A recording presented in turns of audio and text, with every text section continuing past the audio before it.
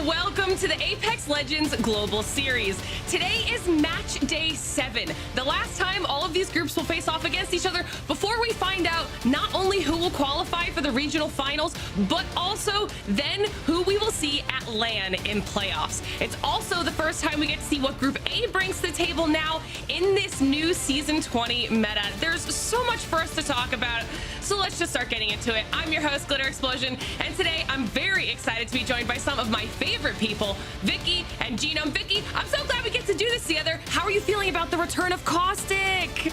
Of course you have to lead into that. You know what? The Stinky Man is back, and we have to welcome him with open arms, as well as 100 new perks on the table here for Season 20 Apex Legends. And I'm having the time of my life watching how a lot of these pro players have been able to work that out. But I can't do it alone, Glitter. You mentioned his name, and it is no joke. We are bringing on Genome to the table to cast alongside me for EMEA. It's not just these lands, it is here right now for Pro League.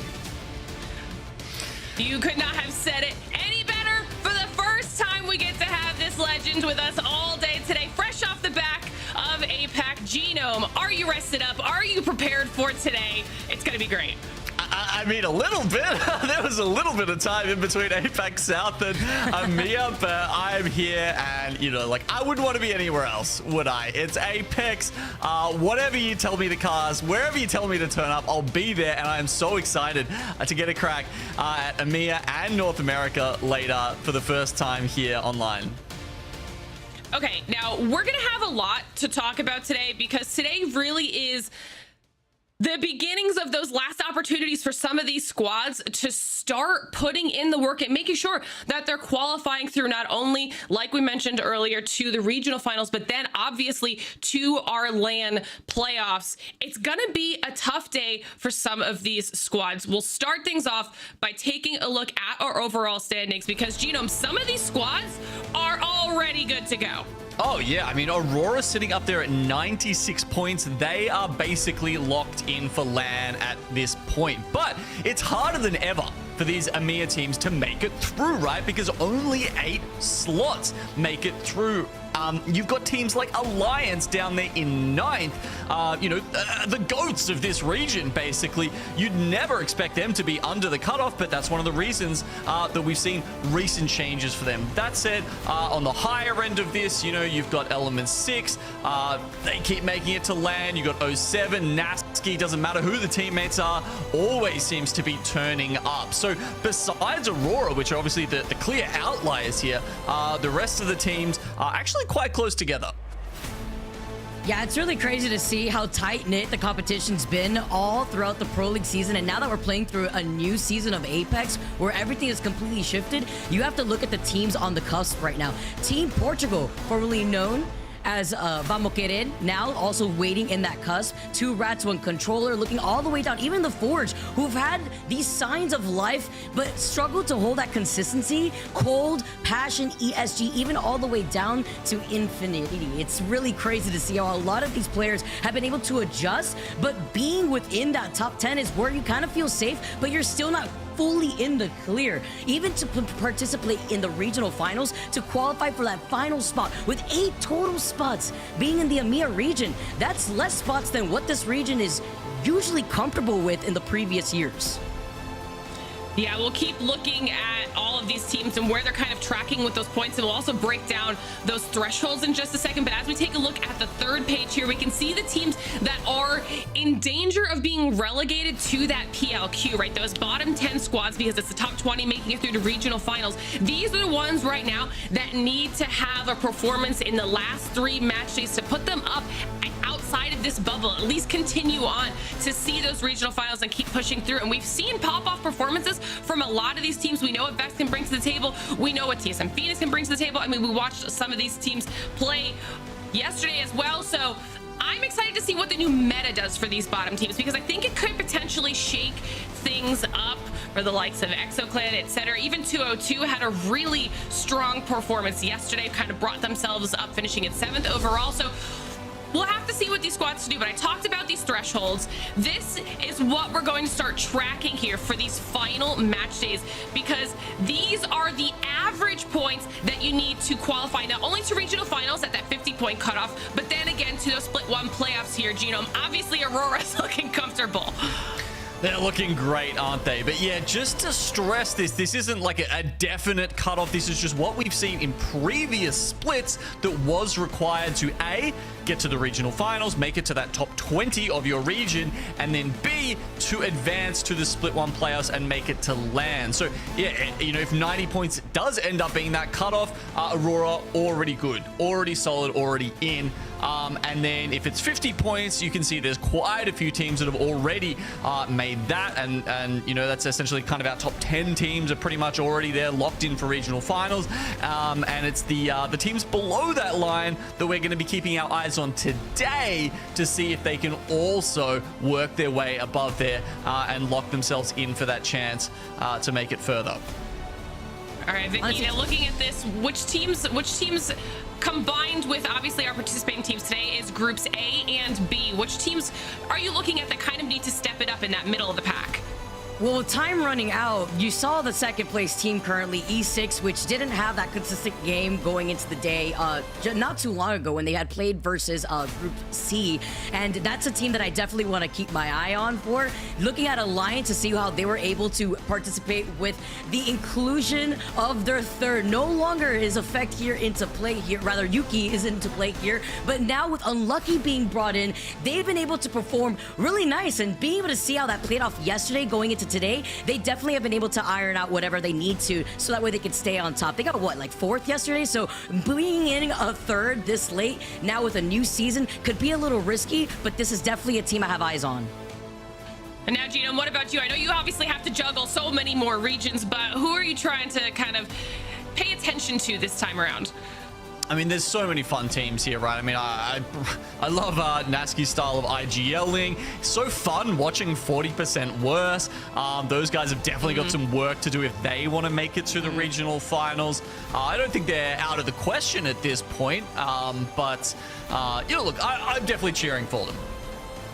All right, well, lots of teams that we always want to talk about here today because there's so many phenomenal squads that are going to be participating. But as always, we have to pick a few for us to really kind of highlight and narrow our focus down onto. So let's start talking about our ones to watch. We've got three great choices here today. We've got Cybercats, Alliance, and Team Portugal. Vicky, you went with Cybercats. I want to hear why.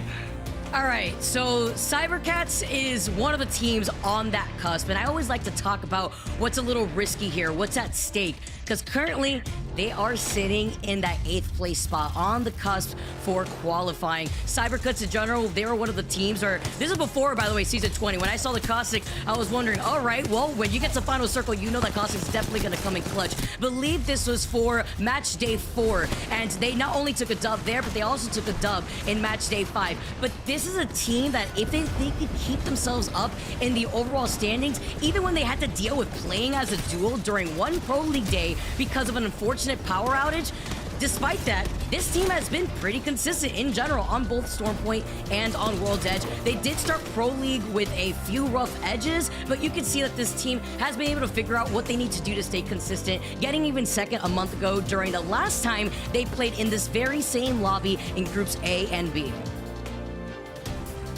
All right, I love that choice. Cybercats have been a team we've definitely been keeping our eyes on.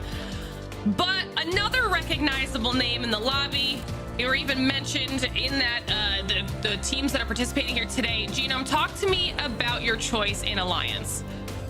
So Alliance, you know, I think if you're in EMEA, you know, maybe you're looking at Cybercats. I think the whole world really is looking at Alliance because they are such a mainstay of the region. And obviously with the very, very recent pickup of Unlucky, things have changed for them, right? I mean, it's almost a little bit strange. You've got someone going from, if you look at the standings as they are right now, the 4th team down to the 9th team. But of course, that's because there is so much pedigree behind Effect, behind Hackers, as these amazing players from the EMEA region.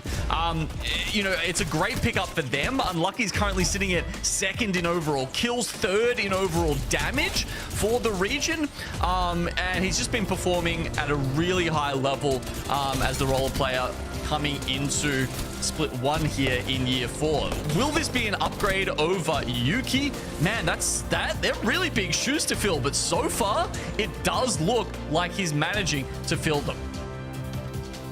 Some really, really strong stats on behalf of Alliance here. Another phenomenal pick, a squad that everyone definitely has been keeping their eyes on, and definitely an impressive performance when you consider the fact that it is that new roster swap and they haven't had a whole lot of time together. So I'm excited to see what they continue to bring to the table here as a team. But for me, I want to talk about Team Portugal, okay? This is a squad that now has a new name, also with a roster change very recently as well. And okay, they were on our graphic here. They're currently at 50 points, and we were talking about those teams on the threshold. They are currently on the threshold for making their way through to regional finals.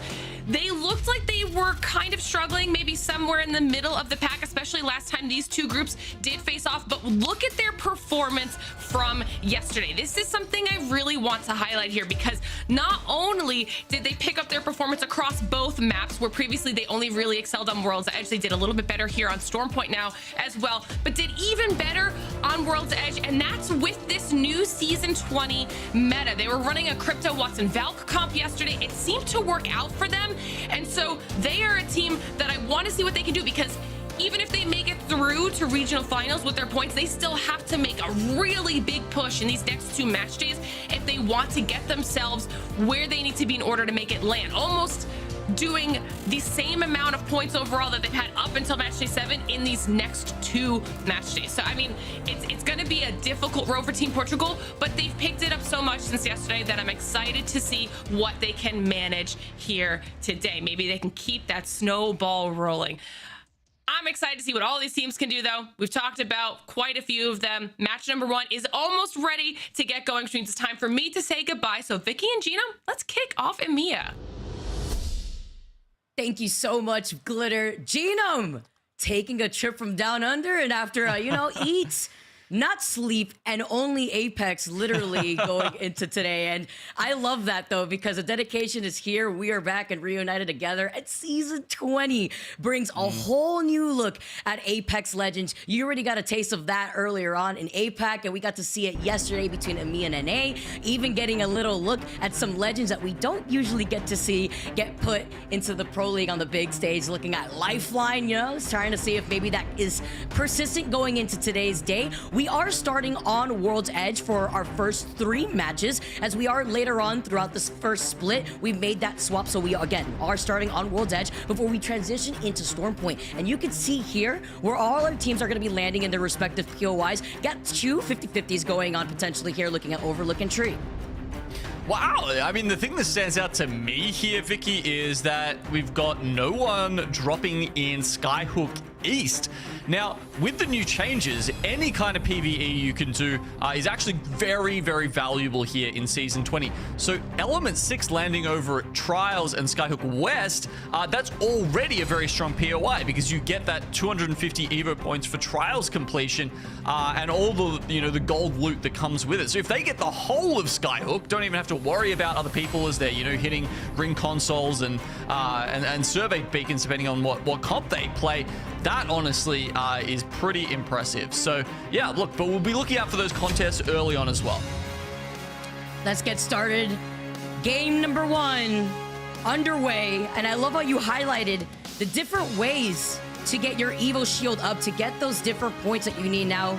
With the changes for Season 20, you have to think about how important it is to not only scan care packages, to get the survey beacon, the ring consoles, and how that's going to go into play for some of the legends that we're going to be seeing, the perks that are going to be opted to be used by some of our pros. I've been so excited playing myself in Season 20, seeing how all these changes have been able to be incorporated into scrims, seeing much more caustic as well onto World's Edge, which makes a lot of sense with much more close quarter battles. Well, not even just on World's Edge, right? I mean, that's the weird thing, I think, because I think definitely in previous metas, Caustic was more of just a World's Edge pick. this time we're actually seeing it spread across to Storm Point as well. That's so true, and I actually wanted to pick your brain about that. You know, being able to see that consistency from one map to another, you have to imagine that's going to also bring more of a comfortable crutch for some of the teams that don't want to make the swap up to a different composition from one map to another, maybe staying consistently into playing that game plan, whether they want to fight for that end circle. But then you look at the perk tree for Caustic, when you get to yeet your barrels to try to cover a room, and you actually want to use that as an opportunity to entry frag, and then being able to find some cover in your Nox gas too, that's something that comes into play. I mean, even looking at Bangalore, who could passively heal in her own smoke, it's a lot of vision clutter that now, without the Digi being implemented into a lot of these SMGs, are going to be interesting to be seeing, especially with different weapons also being rotated in as we take a look at the Legend select on our screen. All right, well, it'll be interesting to see where they go. Okay, already, by the looks of it, we have a lifeline pick over on 2 rats, 1 controller. Okay, let's watch out for those care packs for the gift-wrapped perk for level 3 for lifeline. Certainly an interesting one. Anything else that catches your eye, Vicky? Quite a few Wraiths. I was going to say Wraith, although I definitely saw a Wraith yesterday in NA from Disguise. It didn't look so hot, but I'm excited to see how that's going to change up for EMEA, a region that has their own set of legend compositions compared to the other rest of the regions that we've been seeing. Getting started now, guys, loading into the game. I'm hyped to see how these different legend compositions are also going to play into the individual style of these players. We still see Watson being played. You mentioned the lifeline. Valkyrie, of course, with that Skyward Dive perk, where it elevates her 25%, I believe, higher into the air. Definitely comes in clutch when it comes to these rotations, and it depends on if you want to play for that final circle positioning, but that also comes into play with how you want to get your evil shield up. You're going to probably be playing for the objectives, because then you're going to deny yourself damage opportunity if you do settle into that final circle, or if the circle ends up pulling towards your respective POI. How are you going to be able to get those evil shields up? Because now it is a lot harder to be able to find yourself an endgame with even a red evil shield. So imagine a squad landing on you and getting purple off the rip. Exactly. That's, I mean, yeah, purple off the rip, that's not even a thing anymore, right? Like, these contests, they happen a lot more quickly because you essentially can't get blue to start off with. You know, we've got contest over here at Overlook between LVH and Aftermath. Aftermath have taken the eastern side of it, the Dome House. LVH going for the caravans and grabbing the loot on that side. This is the Evo 50-50 Harvester that we're looking at too, and the Evo Harvesters don't show up until, oh yeah, now they do. Usually it's like 40 seconds into when that first circle shows, and it is right behind them too, so they can take advantage and do some damage and immediately get the 350. Exactly. So LVH, if they do a little bit of poking here, take this slightly slower, they can get blues online before Aftermath can. That's a big, you know, difference for them. That said, Pest Control, they're pulling right up. If they take too long, they're going to get thirded. Yeah, but it is nice to note, though, that Pest Control is playing this as a duo, so they're trying to take advantage of the situation that's presented to them in front of them. Bardo has had so many moments to highlight where he is individually popped off. They took some, I mean, trying to take some damage here. LVH noticing that actually ended up turning around, splitting off just a little bit so that way they could get some information. Pest Control, realizing the situation, is going to be able to back away in time right towards No Name before they rotate into Fragment. And we get to take a look at where our circle is going to be taking us, Gino.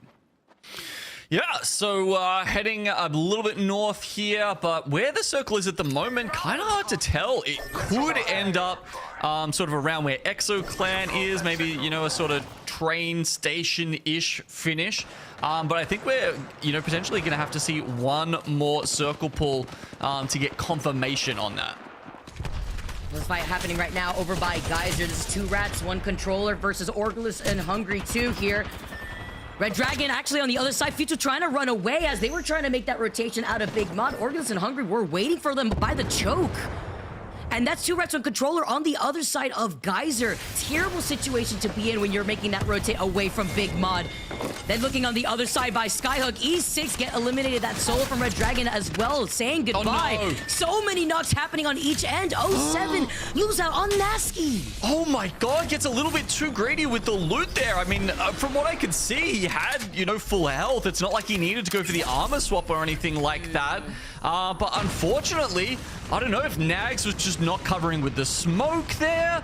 But that, I mean, obviously after getting the couple of KP to start with, that really sucks that they've now had to take a loss. Will they be able to get him back in? I don't know. There's a lot of teams starting to pull up into Skyhook now. They have the banner, the replicator's right there, but yeah, it's like what you said. There's so many teams now rotating already into Skyhook. There's already 5 teams that have made their rotation. But when you're on the Caustic looking at Nasky, you have to be so careful about your positioning. You're basically a walking fridge. Your hurt box is so big. So, I mean, now with more squads making that rotate, Passion seeing the opportunity, and as you take a look at the very top, we mentioned the Caustic. Look at the pick rates. We have 8 cryptos in this lobby, 4 Horizons. That gravity lift may not be as helpful as it is now in the new legend compositions that have been come into play for season 20. The evac tower has been called in as we see the rotate now from one of our squads that are going to be able to try to take maybe train station here or maybe hang out on the high ground. I know sometimes an Evo Harvester does spawn below that train tracks. Not too sure if on the map it's still there, but 07's looking for the respawn here. Okay, Nags is gonna stick it. They will get this. So, look, they've had to give up maybe the position they wanted to be in Skyhook, but that's fine if you can get your 3rd member back in the game. I mean, just having a look at these pick rates up the top, Vicky, we've got 8 cryptos. That's quite a lot. And I was having a look at the last match day for NA and EMEA. Bang, Blood, Caustic, right? That is the meta composition right now. EMEA was playing a little bit less of it. It seems like that has shifted up in this day versus our last one, but still only 55% picking Bangalore. We had upwards of 85% in APAC South not too long ago.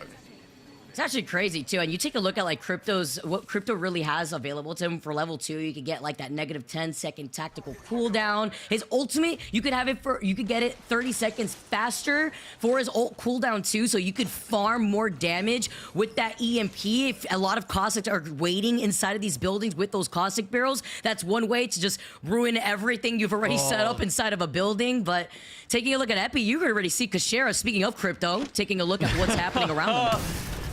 The man who basically made that legend, has been on him for the longest time. And yeah, that's a fantastic point, actually, because in a Skyhook circle, if you're increasing the radius of that, you're 100% right. You will be farming damage with that EMP, just pressing that button on repeat. Briefing out here as we take a look at the squads that are taking their time to rotate. I like to highlight 40% worse who are actually getting that ring console over by Thermal. Remember, you do get Evo points to see how a lot of these teams want to rotate while also getting points at the same time. Because if they're very patient, they're going to be going to those Evo Harvesters, maybe looking at those care packages like we've highlighted before. Pest Control still, again, playing as a duo, still alive, rotating through Landslide, one of the other crypto squads. Another fight pursued over here by the train tracks. Closer by Survey Camp, it's Team Portugal who had made that rotate away from Epi, now on the other side, trying to get information on where this circle may be rotating to as well. Okay, so as they push up, I mean, honestly, if they stuck around there, could be a good shout. The circle still has a chance, I think, to pull down towards Team Portugal. We haven't really got a clear sense of that yet, because there's a mountain running, a mountain range running through the center of this circle, and it could go either way. Get used to seeing those crypto drones flying around, because with 8 of the teams running that, you're certainly going to be trying to snipe them out of the air quite a bit. Gonna ruin everyone's plans if they're trying to settle down inside of a building, especially if they're trapped up, orgless and hungry. Looking at Team Portugal, who have rotated away. I believe Team Portugal does want that survey beacon that was in Grandma's house. It's probably why they're waiting around the area, but it's also nice to highlight that Tyler already has a red Evo, and that's with 322 damage on board. They were able to secure 2 KP in total for the squad, and they may be able to get another one right here after finding the crack on this one teammate that's left behind. Bangalore managing to get away. Yeah, and you're seeing this a little bit more now, right? So obviously only one team member has the red. That's because they got an Evo cache. Whether that was from a vault or whether it was from a care package, it's a big deal because you can see there's still a lot of teams with blues and you've got a 50 shield advantage over them. It's gonna be so important to highlight when there's just a neutral fight happening too. Which of these teams have an advantage on the open field? JMW, though, having to pop the bat, getting out of fray. Looks like the evac tower has been called in from another team from afar. They may actually get landed on here, or they may take advantage and try to get into a better position into the circle. Aftermath, one of the teams that do have a blue Evo, running the Bloodhound, trying to get information. And also with Salizi coming in from South America, playing on this squad, being on the horizon now as he's been able to take over the high ground. Nice little spot for them to sit up for just now. Aftermath yet to put points on the board, but with this fight against Cold coming up, trying to secure an early win. Oh, he was forced to drop down from the high ground right here. I think they know that they may be at a disadvantage when it comes to that health. Looking at the fact that they also are on the sticks with ammo. Salizi had like, what, 20, 30 bullets in that flatline? So they're deciding that they're just going to rotate away. They do not feel confident in taking this fight. Even pinging the replicators there, if they can maybe get some more ammo, if they do want to try to re-engage here. But I'm not expecting that team behind them from slowing down. Yes, it is that Evo shield difference. Urban also having the red Evo, JMW graceful with double purple. They're going to be able to close in the gap right here. And I don't think any other teams are within the vicinity other than 2 Rats with controller to try to third-party this. It's a fair decision, I think, by Aftermath. As you say, you're going to be pretty scared if you start hitting the red ticks of Evo with Urban trying to push up here. Nevertheless, they don't have the zone information, so they have to try and stick around. But there we go. 2 knocks already. I think Cold have got this wrapped up.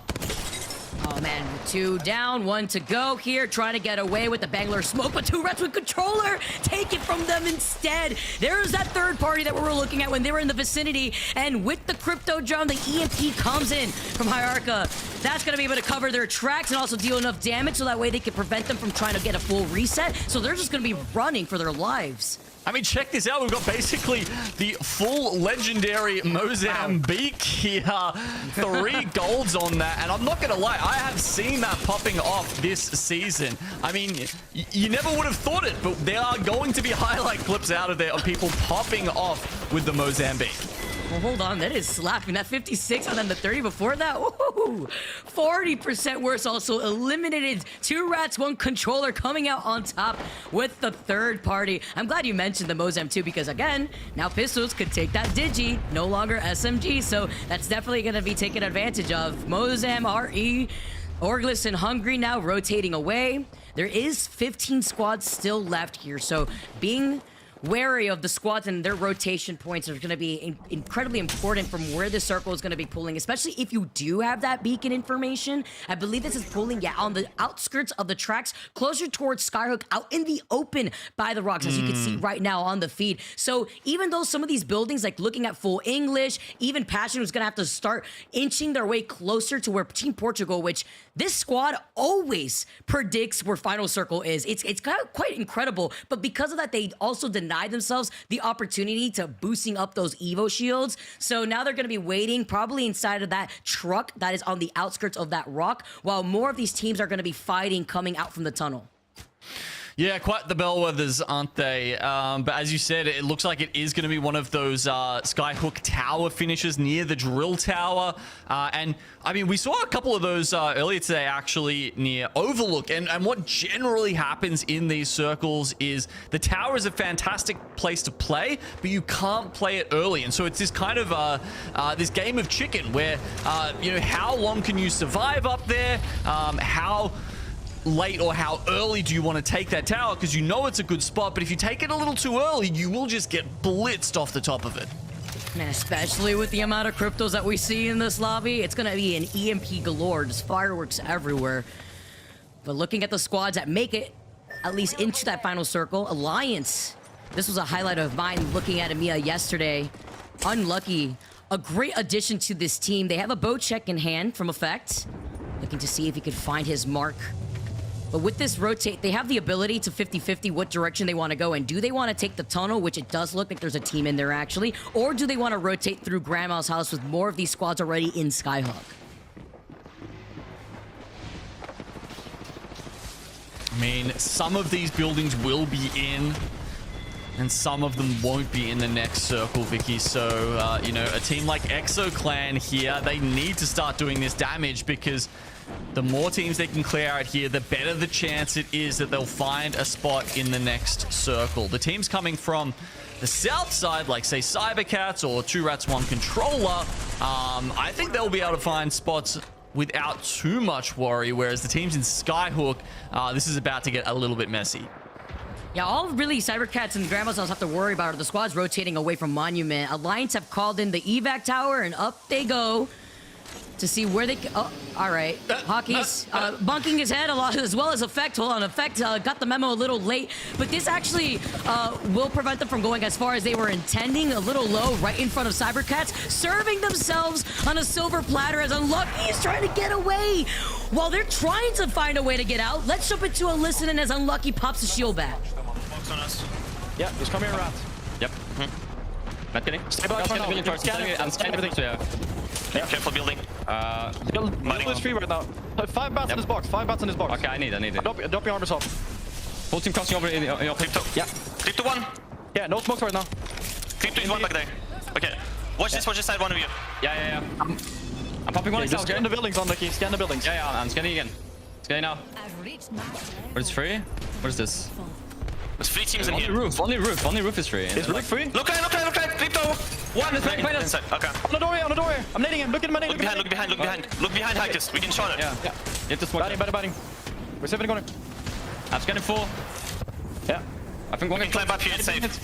Can we climb up? We just go take roof. Okay. Yeah. I think we can go roof, guys. I think we go roof. Okay. I'm dropping it, then queuing me. Okay.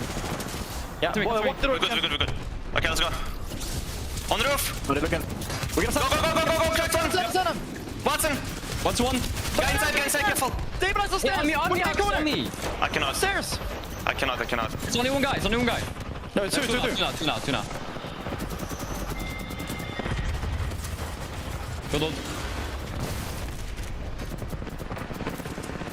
After getting the scan, seeing 3 teams and trying to get on top of the roof to go down from Alliance, but Effect is keeping the dream alive right now while he heals up in front of the door. Cybercats, another team in trouble, Genome.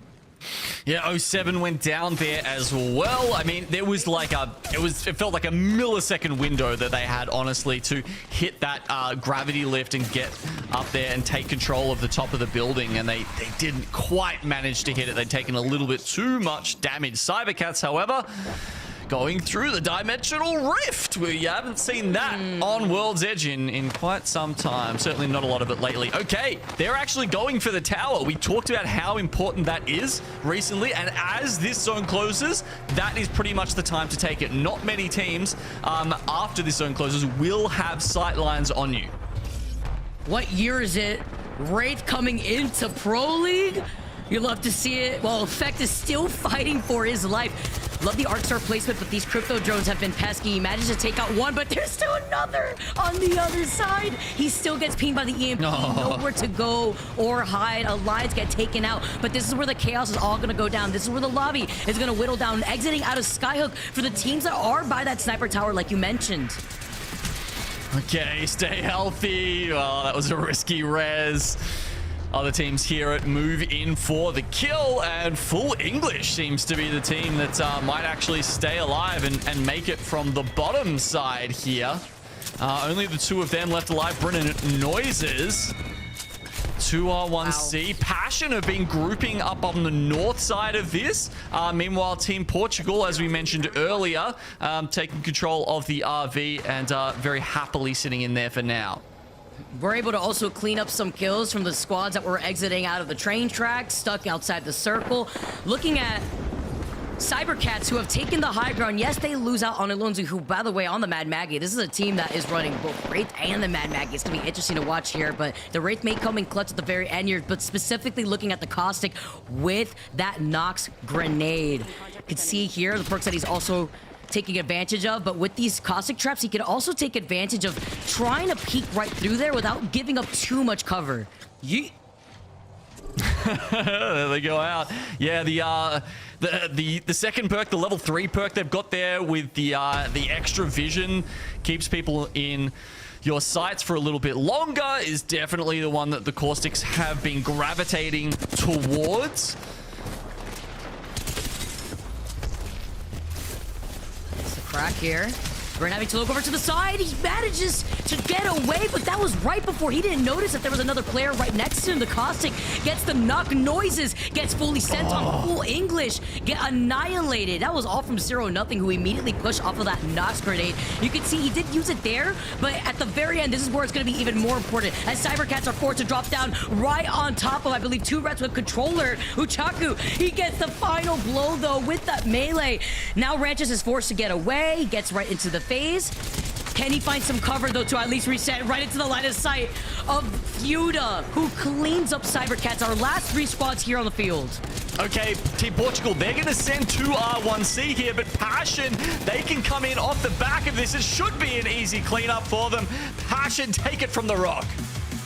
Passion with the bread and butter, Bloodhound, Bangalore, and Caustic come out on top, and with a pretty difficult rotation too. You have to imagine exiting out of that Skyhook area was no easy task, especially with the 2 to 3 EMPs that we saw being unleashed at the very end of that lobby. Wow, it was a really cool finish there.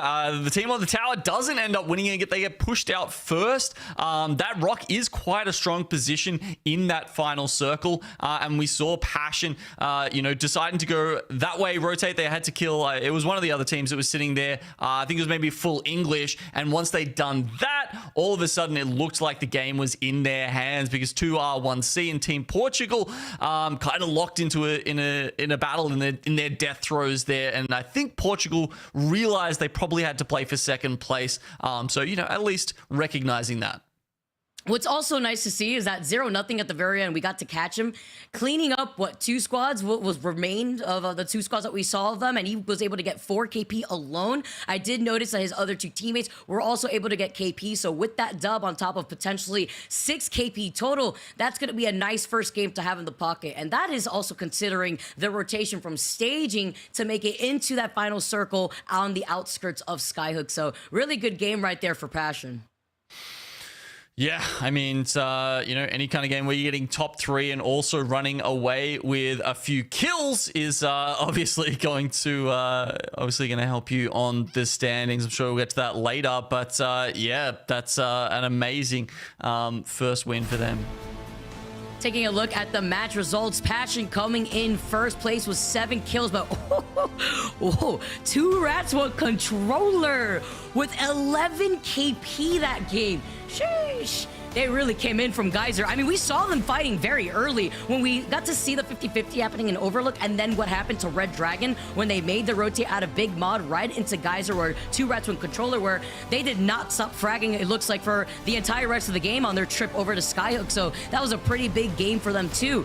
Even looking all the way down to cybercats, who unfortunately denied themselves that KP after they were sitting in Grandma's house for the majority of that game, actually babysitting that beacon. Full English was 7 KP too, but a good amount of KP for a lot of our top 10 squads here, Gino. Indeed. I mean, it's interesting the cybercats, picked up the placement points without any kills at all. But then if you move a little further down, you got 07. Of course, they kind of scuttled their plans earlier on with Nasky going down early. But look, 6 points is still nothing to laugh at there. So them and Auglis and Hungary doing okay, even though they went out a little bit earlier.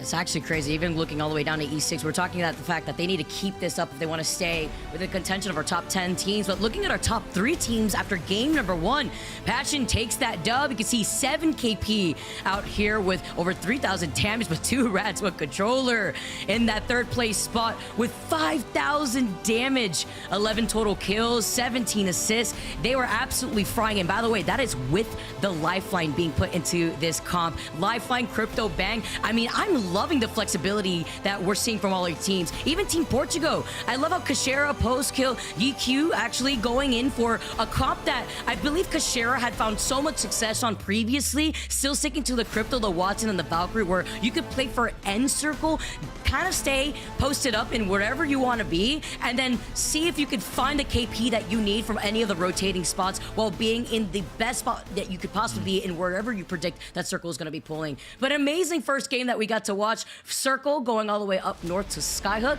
We're going to have to see how game number 2 plays out on the other side of this break. You don't want to miss it.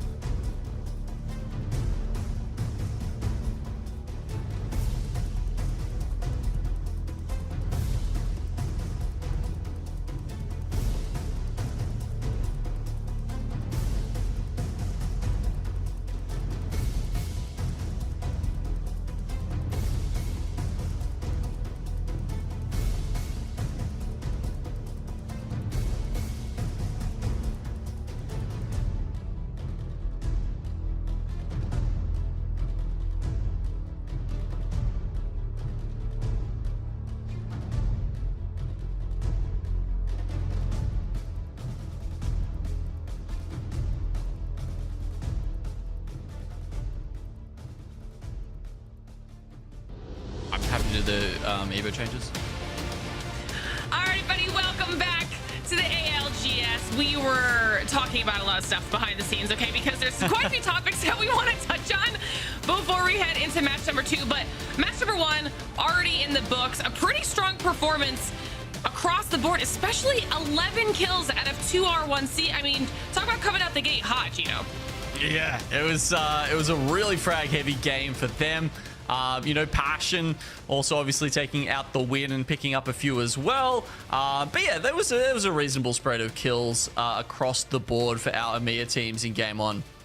I mean, not only that, but something that we can touch on, because I think we've got a little bit of time here too, is the fact that we talked about it yesterday when we saw what we were getting for that legend comp coming in now, first games in the new season, in the new meta. And now we get to another day of EMEA, and we saw even more variety coming in. We saw more Wraiths this time around. We saw more Cryptos this time around. We even saw a Mad Maggie on Cybercats. I mean, EMEA is trying everything here, Gino.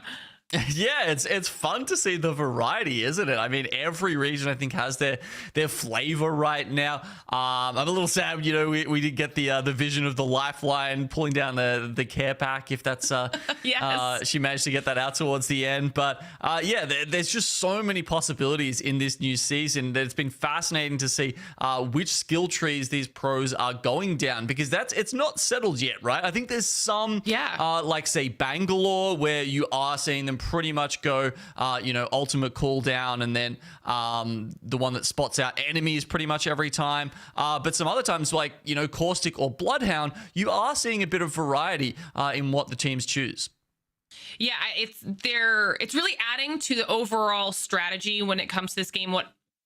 What ways they want to go in those perk trees based off of their play styles, or as a team or as an individual. And it's making for some really interesting gameplay here. Another thing that I want to talk about, I mean, I love that you mentioned the lifeline, but we had also seen this yesterday, was the importance of that pathing, trying to get your evos leveled up, right? Are you going for those evo harvesters? Are you able to get enough of the other ways to boost your evo, whether it is those beacon scans, if it's It's those bins, those extra bins you're able to get if you're able to spot some things out. Element 6 is in an area where that should be super, super top tier for them. We're obviously going back to World's Edge for match number 2, Passion coming out on top of match number 1. But any of the teams that we saw yesterday, whether that was in EMEA or NA, that were near the trials area, the additional 250 you're getting out of completing trials and then making your rotation anywhere else on the map sets you up really, really well. So I know they went out early in match number 1, but I think there's someone that I'm keeping my eyes on this time around to see if they can kind of bounce back from that and really recover and then utilize their positioning well to be one of those first teams in the lobby genome that ends up on red. Yeah, definitely Trials has a great opportunity to do that. And, you know, not only red armor, but all the gold sort of attachments and, or, you know, I guess equipment that you get with that from finishing Trials. We'll have a look at how the legend picks shake out again this time. Wasn't a misclick. We are getting another lifeline coming out of 2R1C. I mean, the other thing to point out, I guess, from some of these compositions that we're doing well, like, say, full English there with Watson, Valkyrie, Crypto, is, you know, I feel like they really are relying on their gun skill a lot, honestly. Like, there's so much utility in that composition with Crypto, Watson, and Valkyrie. You're really not trying to bully other teams with your abilities. You know, you can do it a little bit with the EMP, but mostly it's just trying to sort of, you know, help your rotations, help your macro. I think it's a very macro-focused comp. Yeah, and I love that we're starting to see more people using it as well, especially with the option on the crypto side of things to make your EMP that much bigger end game and really kind of disrupt what can happen for some of those teams has proven to be quite useful. As we are back on board now, checking in with this Overlook contest. LVH trying to stay alive up against Aftermath. Scans coming out.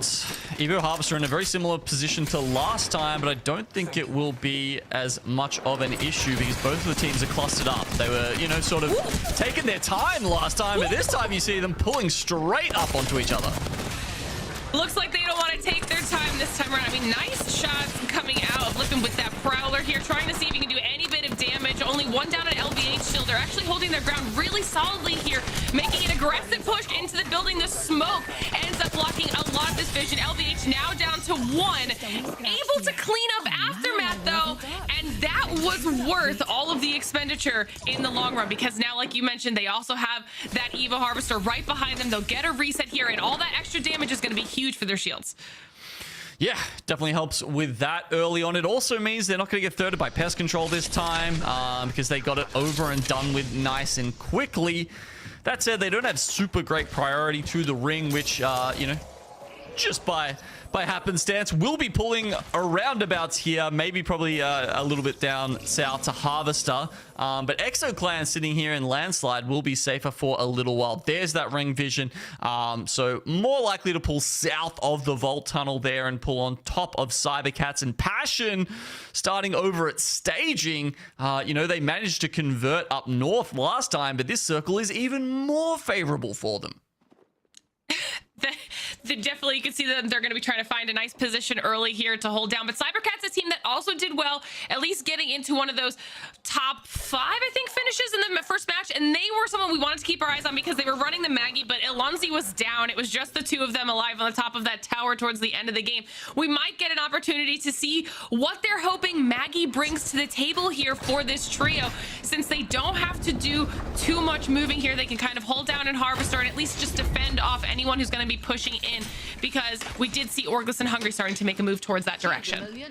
Yep, more and more teams will be pulling up to Harvester nice and soon. Even Exo Clan, we said they're making their way through Staging at the moment.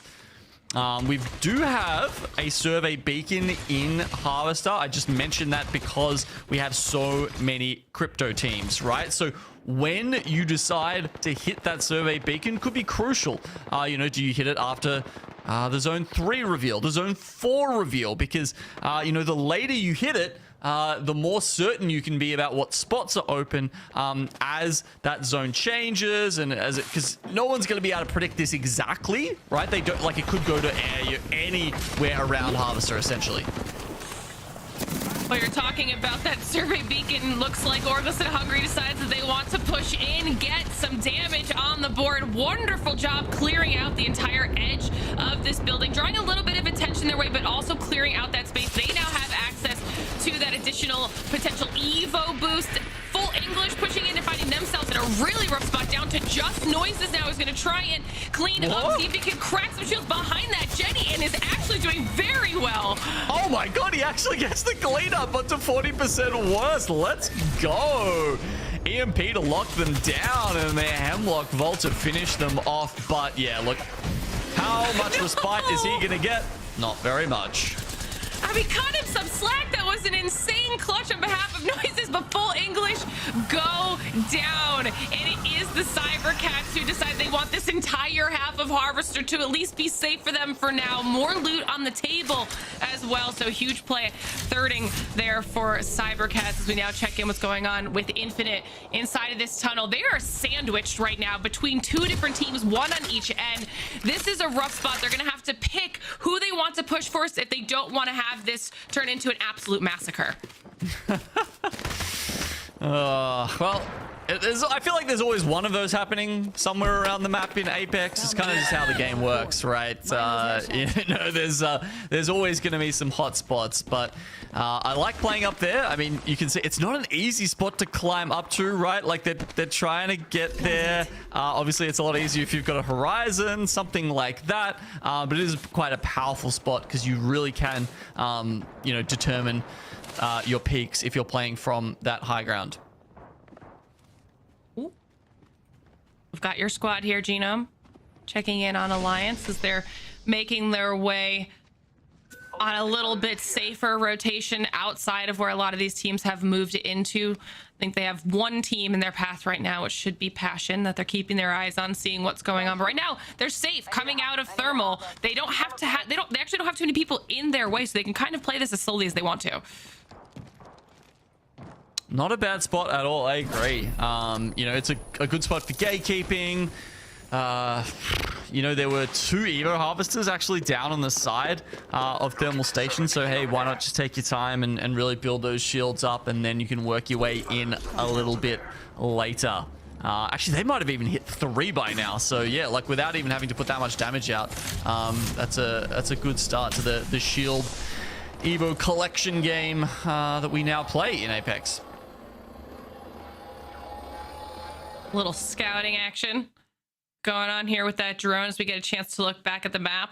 And this is what I'm talking about. Look how open that western edge of where Alliance had to come through is. Nobody was there. They've got a pretty safe push in, but now some of those teams on those later rotates could potentially find themselves in the crosshairs of Alliance, but they're pretty safe for now. E6 still up and alive. Infinite right in front of them could find themselves on a little bit of an edge engagement there, but 2R1C, one of the teams that had the highest slaying in match number 1, is finding themselves comfortable far away from everybody else.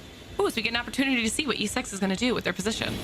Yeah, they're a late rotate in. I mean, this circle could even pull back to staging now with that little shift that we've seen. So a team like ANC Outplayed, who's currently in command center within staging, could, I mean, that'd be massive for them if we saw that. And Element 6, depending on how they decide to approach this, could also benefit from such a shift. But we'll have to wait and see how that goes. The spot 07 we're holding in front of the loot tunnel also could become quite strong.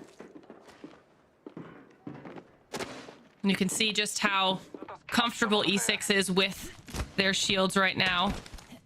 LVH, though, making their way through this choke, will find themselves in the crosshairs of E6.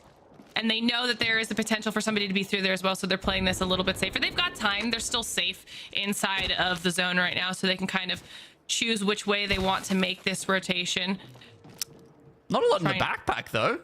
Gosh, I mean, you know, they've come into this zone very late. You know, sure, they've got purple shields, but I'm really surprised that after that initial scuffle over in Overlook that they haven't been able to pick up a little more loot on the way, considering how long it took them to get here. I think it really shows what the teams are currently focusing on when it comes to their pathing and what they're trying to pick up along the way. Meanwhile, You've got Orgus and Hungry in here. I knew we were going to say this, right? An armor party. With all those cryptos in the lobby, you're going to see a lot of armors dropped on the floor here, right? And unless they've changed this recently, last time I checked, it's, you know, you need the armor down on the ground for 10 seconds before it becomes immune to a crypto's EMP. So with that many cryptos in the lobby, you can drop it instantly and it'll deny the crypto damage, but you'll still have to use your shield cells and your resources to get it back up. 10 seconds and you nullify the EMP completely. Redragon hitting that Evo Harvester, getting themselves up to purple now, preparing for the next wave of potential engagements here. You know, when we first had this new meta, Genome, I was kind of hoping that with the way the Evo Harvesters were working, if a team ran across one really early on, or even mid-game and knew that they were going up against someone that they had a shield advantage, we'd see more fights. If anything, everyone's getting a lot more conservative until they feel like they're at a good shield spot to even take those engagements. Yeah, I think that's fair, right? Because I think you're seeing lower shields across the board in the mid game and maybe even into the late game, because by this point, you know, most teams would have purple. They'd poke up, you know, whatever it was. But we're seeing blues much later into the game, because sometimes you just get stuck in a spot where, you know, there's not enough perk bins around. You can't go past enough Evo Harvesters to get you close to purple. And I think that is making people cautious because they feel a little bit vulnerable with only the 175 health overall. 2R1C looking to do a little bit of poke damage there as they push their way through on the eastern edge, looking to get into the next zone. You were wondering where it was going to shift, Genome. It looks like Orgus and Hungry is very comfortable in the next ring. Damn, yeah, a bit of pinball going on here with our zone. It does go back to Harvester, and as you say, Orgus and Hungry very much on top of it. Survey Beacon still in, so I can see some teams are literally using their crypto drones right now to go and ping that Survey Beacon and consider, you know, what the next move is. Ooh, potential engagement here coming in on behalf of E6. Let's jump into a listen in and see how they want to handle it. Maybe now. Yeah, I'm going to Horizon in. Go crack on middle, look on middle. Yeah, I'm moving forward. Nading. My ult. Dead. Nice. You can, we got middle control. 100. Yeah. 100 på Velk. Nade. One. Yeah. Hit up. That was in a 3P, it's fine. Yeah, careful from the back, like I say, please. Don't, I'm looking. I did earlier. I'm droning myself right now. Oh, okay. I thought you were just popping fucking syringe, bro. I was droning at the same time so I can be quicker, bro. Nice, good clean wipe, boys. Let's go, boys. Our game now. We played that zone already. Good job, boys. Holy shit. All right. I mean, that was a successful push there on behalf of E6. I love the cops, Gino. Yeah, the vibes are high. The vibes are intense at the very least over here. 2R1C just caught them at a bad time.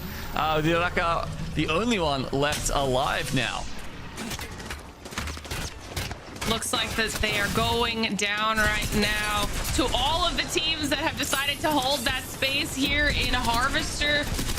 Trying to survive Infinite now, back and forth down to 1 as well, trying to close out this battle here, but the knockdown shield is putting in work, able to finally move around it. Redragon go down, Infinite escape with just 1. Not able to really do a whole lot here. We're gonna see a rat situation, and if we see anything like we saw yesterday, if we end up with like 4 rats and 1 full squad like we did in NA, I don't know if I'm prepared for it, Gino. Yeah, that was one of the wildest end circles I have seen. I mean, yeah, how that happened, I do not know, but it was a fun one. I'm surprised Alliance let Infinite get away there, honestly. So Alliance were pulling up on the back of that. You could see, you know, Infinite were desperately trying to finish that fight because he knew if Alliance pulled up a little bit earlier, they could lose those KP, but they do manage to finish it off. And now I think Element 6 has actually got wind of Infinite, so it could be tough for him to get away. But honestly, most of the action is going to be over here towards Harvester, where we see ExoClan, Passion, well within the circle. ALGS and Hungry probably have the best position because they're inside that western wing of Harvester and will be able to stick in there right until the end game. I think it'll be interesting to see if any of those teams that are still a little bit farther into Harvester try to push into ALGS and Hungry and take away that positioning, or at least kind of force them to go through one of the 12,000 armors that people don't know they have currently on the ground around them. But really, really solid positioning. Otherwise, we see a Kraber in the hands of Ranches and connects for 140. Cybercats have just been looking so strong. 6 spots a day, looking for that extra shot. Unfortunately, the head's not available to him right now. Can't get the one shot. But yeah, look, Cybercats here. They've got that that little snake of the Harvester all to themselves, but they might be joined by 07 shortly. ExoClan, one of those teams holding on to this high ground area where we saw Passion was as well. I mean, they can see everybody down in those snake buildings. They're just trying to be annoying right now and clear out that space down below, throw those frags down, see if they can do some damage and at least maybe get some KP or initiate something. That was a lot of frags to just continue dropping. The double grab lifts over here as Alliance and E6 are battling it out. Yes, this is on the southern side of this Alliance, trying to get the reset here with the golden knock as Hackers gets finished off. Element 6 going to push into this and try and finish them off, or Alliance going to come out on top. Unlucky with the wingman. I mean, it's always I feel like it's always an honor if your teammate lets you have the wingman. It's such an important piece of utility in this game. Okay, you can see that they were able to close that out. Alliance now claiming a decent amount of space, but only as a 2. So they're gonna have to play this a little bit safer now and see if anyone was trying to follow up on that engagement, as there was a lot of action in that direction. Meanwhile, checking back in on some of our squads that are in the next circle. ALGS and Hungry still looking very comfortable in their portion of the building. Team Portugal is one of those teams that's a little bit higher up, farther in, using those Watson fences to keep themselves in a safe area, but knowing they have to start moving here in just 20 seconds, and they will either have to go through ALGS and Hungry inside of the building or try to make a little bit of a wider push outside to the side and see if they can get a clear space, but that is where Alliance will be hanging out as well. So there's going to be a little bit of chaos that happens. Yeah. QUERER doing scouting with the drone. This is the time to start looking for those spots. Obviously, you know, one of the massive advantages of having Hack on your side is being able to plan ahead.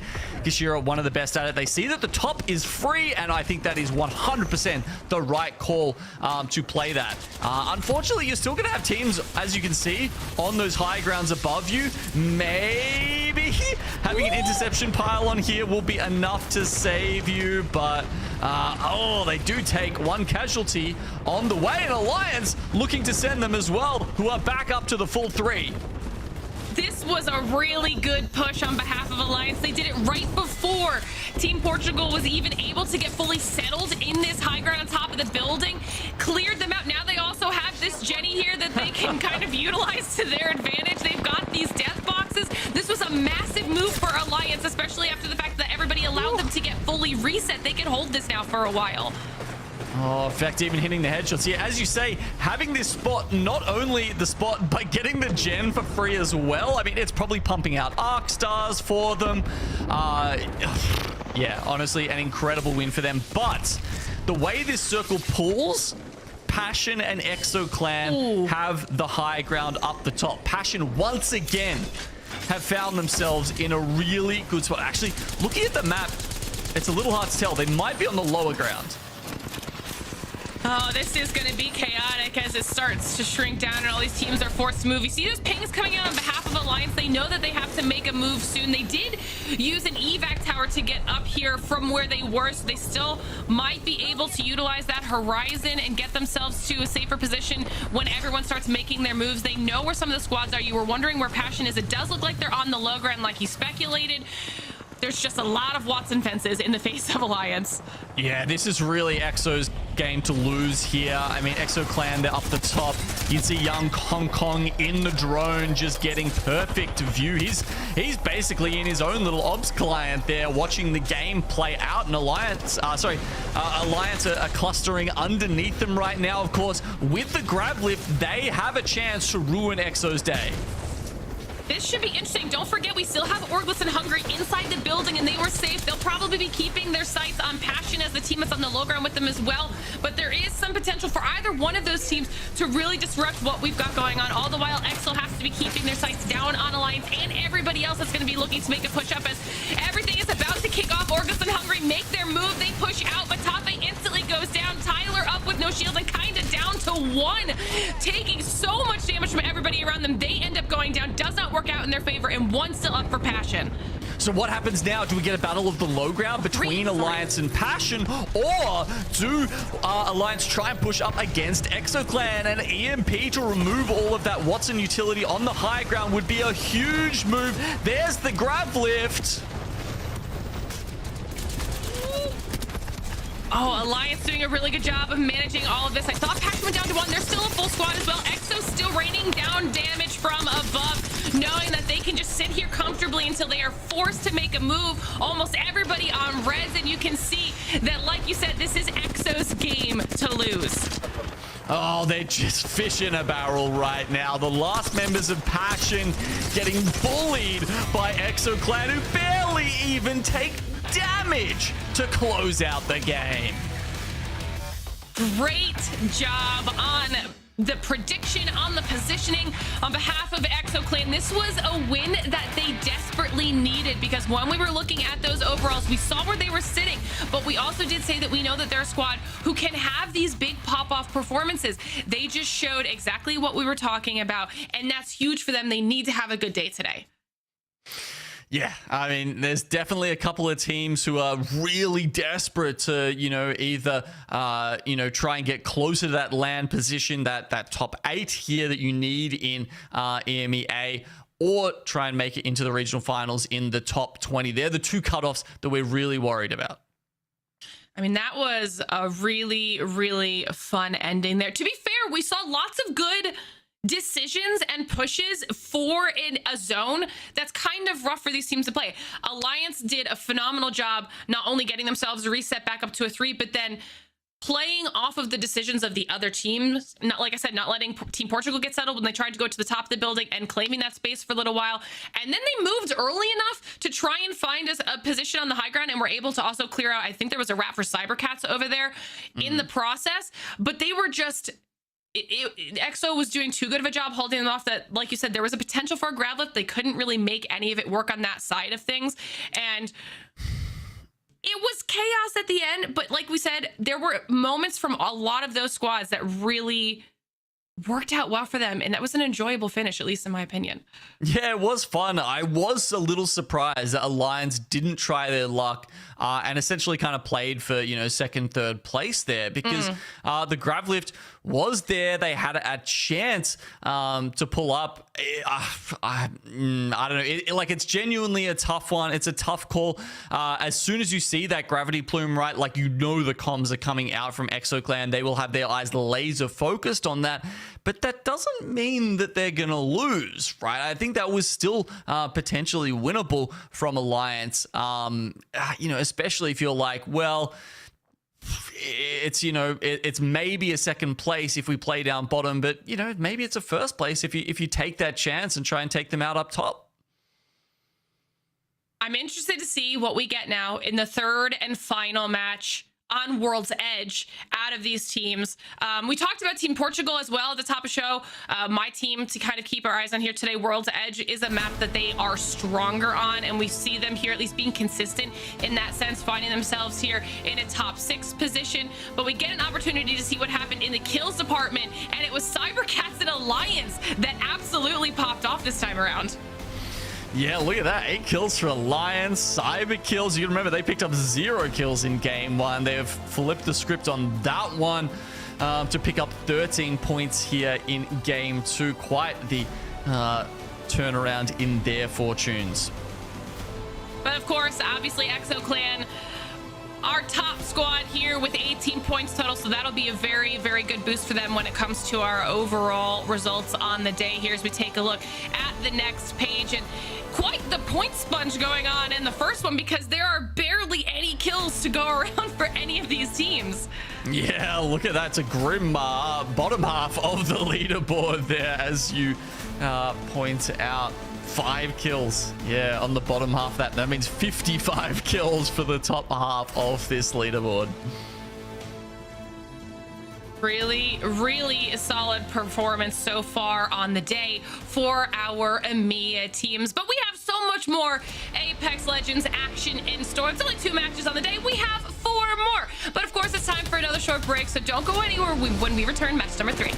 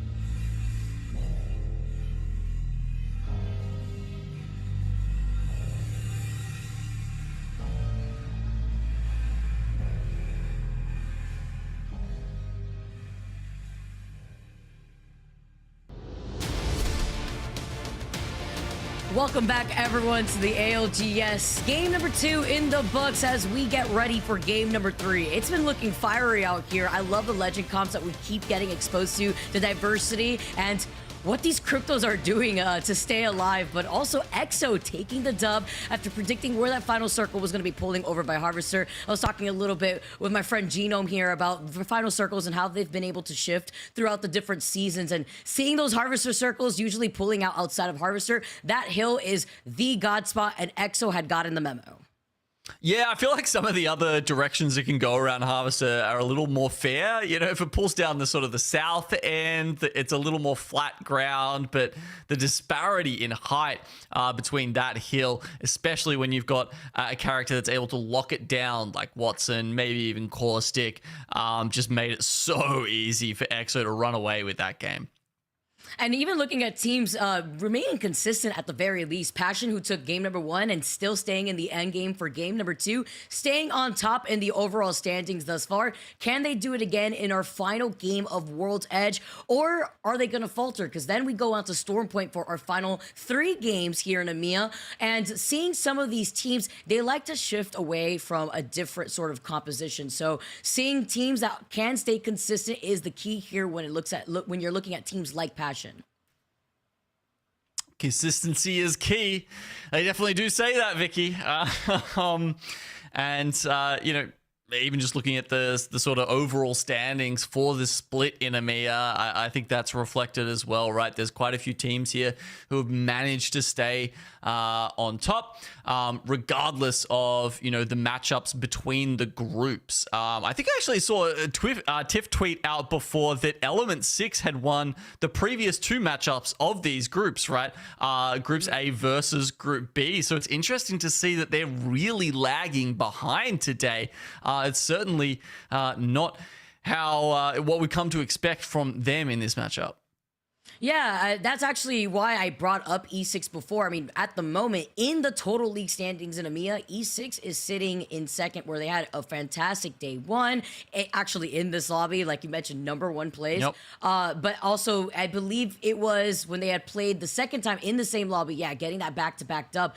Not too sure with the shift of meta where E6 is maybe lying. Maybe they haven't been able to figure out the legend comps with the different perks being implemented into Season 20 that have been able to work for them. And speaking of the different perks, I do want to highlight 2 legends that we've been seeing a lot of here in EMEA. One of them being a big throwback for me is Wraith. Seeing Wraith now being played into EMEA. I saw her a few times yesterday too. Even in NA, I was talking about Disguise. I didn't like how the Wraith infused composition was going for that specific team, but here in EMEA, we're seeing it being utilized a lot more. I mean, you got 5 seconds less on your face cooldown. You have the Sixth Sense, of course, the passive that tells you when other squads are approaching you, but it's that tactical cooldown that you want to look at. Or then you look at the second half for the purple Evo shield perks, you get that fast phase. So you have less startup on your tactical windup, 20% less specifically, or you could always have that portal online to help move your team into a much safer position. It could be a little risky sometimes though, if you don't know where teams are. Let's say you don't have a blood on your team, and you find yourself in a position where you're pinched between 2 Caustic squads, especially with the amount of Caustics that we're seeing in the lobby. Yeah, I mean, I think for Wraith, yeah, that ultimate cooldown is definitely the one you want to be picking to, because if you take 60 seconds off her ultimate, basically it means every time the circle comes in, you do have a chance to make that next rotation safely via portal, right? And that's a big deal. And I think one of the other trends we've been seeing, Vicky, with these perk choices is you can go 2 ways, right? You can go the team support method, or you can really try and enable you as a character, as a fragger, something like that. And I think, especially with Wraith there, you really want to go the team support method.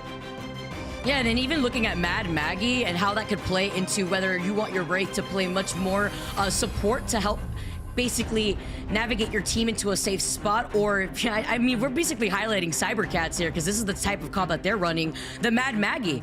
Bringing in Mad Maggie into Season 20 with these perks, you get the auto reload shotgun on Nox, very similar to what Gibby has, but it's that wrecking ball that catches fire and explodes into a big X. So basically opposite what we see with Fuse Motherload, but instead it's that wrecking ball with the big X that could clear so much space and also take care of certain ults that different legends may put down. I know the Newcastle wall is safe. It could try to at least trigger the caustic traps. I know it could immediately tear down, I believe, the rampart walls too, and then adding in the extra pressure that you could be putting onto teams that are stuck in a corner. You have to think about that drill. You could either get the big drill where it makes that drill a lot bigger, or you could get it where you get an extra drill and it's active for way longer. So you could just control so much space with the Mad Maggie in case you find yourself in a pinch. And if you're looking at the certain comp that cybercats is running, that would come into clutch if you have your portal inside of an area that you don't like to be in, or you need to actually close in the distance with your wrecking ball. The Mad Maggie is right there to help taxi you. Yeah, control space. That's actually an interesting way to put it, Vicky, because she's almost like the opposite of, say, a Watson or a Rampart, where you're controlling your own space. Mad Maggie is almost like trying to control the enemy's space, right? You're not letting them play behind cover. You're destroying some of those entry points or places that they have to hide behind with the wrecking ball. I think we have seen a lot more players been picking up the bigger drill rather than going for the 2 drills. But yeah, that's just one of those interesting perk choices. All right, well, we've been waiting for our legends to load into this lobby. Let's get started, guys. Game number 3 is so close. You can taste it. We still get to see the Bangalores being utilized just as we had seen in the previous seasons, but it's the inclusion of the Wraiths that we highlighted, the Mad Maggie that we saw from Cybercats, Horizon's pick rate actually declining with so much more happening with the Caustic, because if you take that gravity lift into the high ground and you're met with a Caustic, that Nox grenade, especially with the purple perk tree, can just cover so much space that you have to worry about. It's pretty oppressive at this point, isn't it? And yeah, we also talked about how once you start getting a few caustic picks in the lobby, it kind of spreads, right? It spreads like a virus. It's like so many other teams just they don't want to deal with it. They need their own kind of entry frag or caustic to be able to deal with it, because if you're running into that gas, you are just going to be taking so much damage, and being able to send your own caustic in there who's immune to it makes a big difference. It's even best when you get to see another 50-50 happening once again. It continues. Absolutely, unfortunately, doesn't pick up the weapon in time, landing on top of another enemy. Aftermath now down a man and playing in this 2v3. 40 bullets all up here for the R99. QUERER better be accurate with those. And he's... Well, okay, there's one clip, and he hits a couple, but it's not looking great here for Aftermath. Oh, those hipfire shots were not cooking, but Bavis is trying his best with 15 bullets in a dream. Do you call it here? Rotate out? You try to fight for what you can after getting the knock? Tries to bait out with the res. It's fives on the other side. Full blue here. Is this 1v1? But again, is 15 bullets enough? Oh, that's not many to go with. Does he need to try and grab? Okay, there's the banner just looking for some extra. You know, his teammates coming. Hey, there's at least a couple of shield cells in here. I think that might have been a res we just heard. So come on, you need to push this. You absolutely cannot let him get that off. Oh, but without the arc star there as some extra help, there was no other ammo, I believe, inside of this box. At least he did not pick up a gun. Tries to take some shots, plays around the crate, tries to slide off. No bullets. He can only duke it out. He can only punch him out at this point. He's doing the same thing, though. He's won. Where can he go? We've got a boxing match here. And Vi's trying to get the wall jump here just to catch up. Okay, it's down to your mechanics. Can you jump and slide further away? He's going to try and block him off. Takes the time to pick up the nemesis. I think he's going to finish him off. There we go. That was huge. Hilarious. Off the gravity lift. I mean, Genome, listen, this is not the fighting game I was expecting from Apex Legends, but I'll absolutely take it with the boxing match. No Pathfinder's arena here. We create our own arena at Overlook, and LVH with crumbs to work with end up on top, as well as have that ring console before they see where this next ring is going to be pulling, which is all the way towards the northeast, towards Countdown. Yeah, I mean, still a bit of skyhook in as well, though. So definitely teams can, you know, take their chances here on whether they want to pull up into one of the Countdown offices or perhaps occupy one of the Skyhook buildings. Honestly, it might just depend on where your team is coming from and what is available to you in terms of priority. Getting a little bit of PTSD looking at this circle. I've seen a similar circle where it's pooled on the outskirts of Countdown and Skyhook, more like in the open by the rocks of where ExoClan is currently positioned in. And it's a bloodbath for a lot of the squads that have to exit out of Skyhook, because most of the squads like to share a lot of that building space. But then once that circle pulls uphill, you are just sitting ducks for the teams to take shots at from Countdown. Looks like 2 Reds, 1 Controller had heard of the 50-50 that's been going on for some time, and they want to get involved in since they weren't invited to the party. Invite came a little bit late for them, but better late than never, you say. I feel like you often see this sometimes in the game 3s or game 6s, right? Where it's like, maybe you don't want to do this right at the start, but you surprise them in the last game on the map. 2 Reds, 1 Controller have the advantage. I mean, this is definitely a squad that we've already highlighted that has no issue bringing the heat. And with the Havoc blaring through this entire lobby, honestly, a weapon that is so strong going into this season with the adjustments and changes with the Digi, not going to be able to be on SMGs, and even adding some more recoil, looking at the R9. 2 Reds, 1 Controller are looking to frag out, especially being still on this lifeline pick, sends out the Arc Star, oppressing the duo that's stuck inside of this building, activated the EMP, but there's nowhere to run when you have them pinched on every corner. LVH are the second squad to get eliminated, and look at this, 2 Reds, 1 Controller having a purple, 2 blues. They're settled up nicely at the start of this game. But we got another fight over here at the Vault Tunnel here. Alliance with effect here. Actually the first to fall, but they have a portal to go through. Isn't that handy? Looks a little suspicious. I don't know. They're standing on the other side. Sanka just trying to take a little head glitch here. I mean, I know you can see 40% worse's tags in the background. I can assure you they're nowhere near. They're all the way back in thermal station, so they're not at risk of taking a third party or anything like that right now. Alliance just going to have to pull out after that initial knock and, yeah, look, and reset. Hockey's has got the setup right now. He's got the gold mag on the G7, the turbo on the Havoc. Talking about the Havoc, definitely being one of the favored weapons that I've been noticing across multiple regions now. It's been nice to see as 2 Rats 1 controller after the rotate actually run to Orglis and Hungry. Coming out of the tunnels, also having the red Evo shield too. Matapi yeets the Nox grenade over to the other side after they call in the creeping barrage. I like the different positioning that they're trying to hold different angles here to try to keep them pinched, but they're playing off the other side of the fence line. They got the crack, they get the knock onto Missy. Huge advantage here, and this is a team that's also been trying to play a lot more volatile, and they're taking advantage of the position that they have as 2 Rats 1 controller try to run for their life. Yeah, I mean, they're just chasing them into zone right now, or they're just going to let them sit there. I wasn't sure about that Caustic ultimate, honestly, coming out of Matafe there. It seemed very speculative. But they do get the knock in the end, so that's something. But if they don't want to follow 2R1C into the zone, I mean, where do they go next? Obviously, they've got the recon character, so there's a couple of survey beacons in front of them where they can get some information, both here in Ghost Town, but also over in Fragment East as well. That's on their way to the circle, and we'll see with this. We'll see with the zone pool, Vicky. But you might be getting. I don't know if it was your wish or your greatest fear, but we might be getting that pull underneath the Raven. I tell you, rank changes you a little bit, and if you see where these circles have been pulling, you can't forget them. Maybe you'll even find them in your dreams sometimes after a long play session of Apex, but taking a look at 40% worse, who unfortunately haven't really been able to put themselves on the board.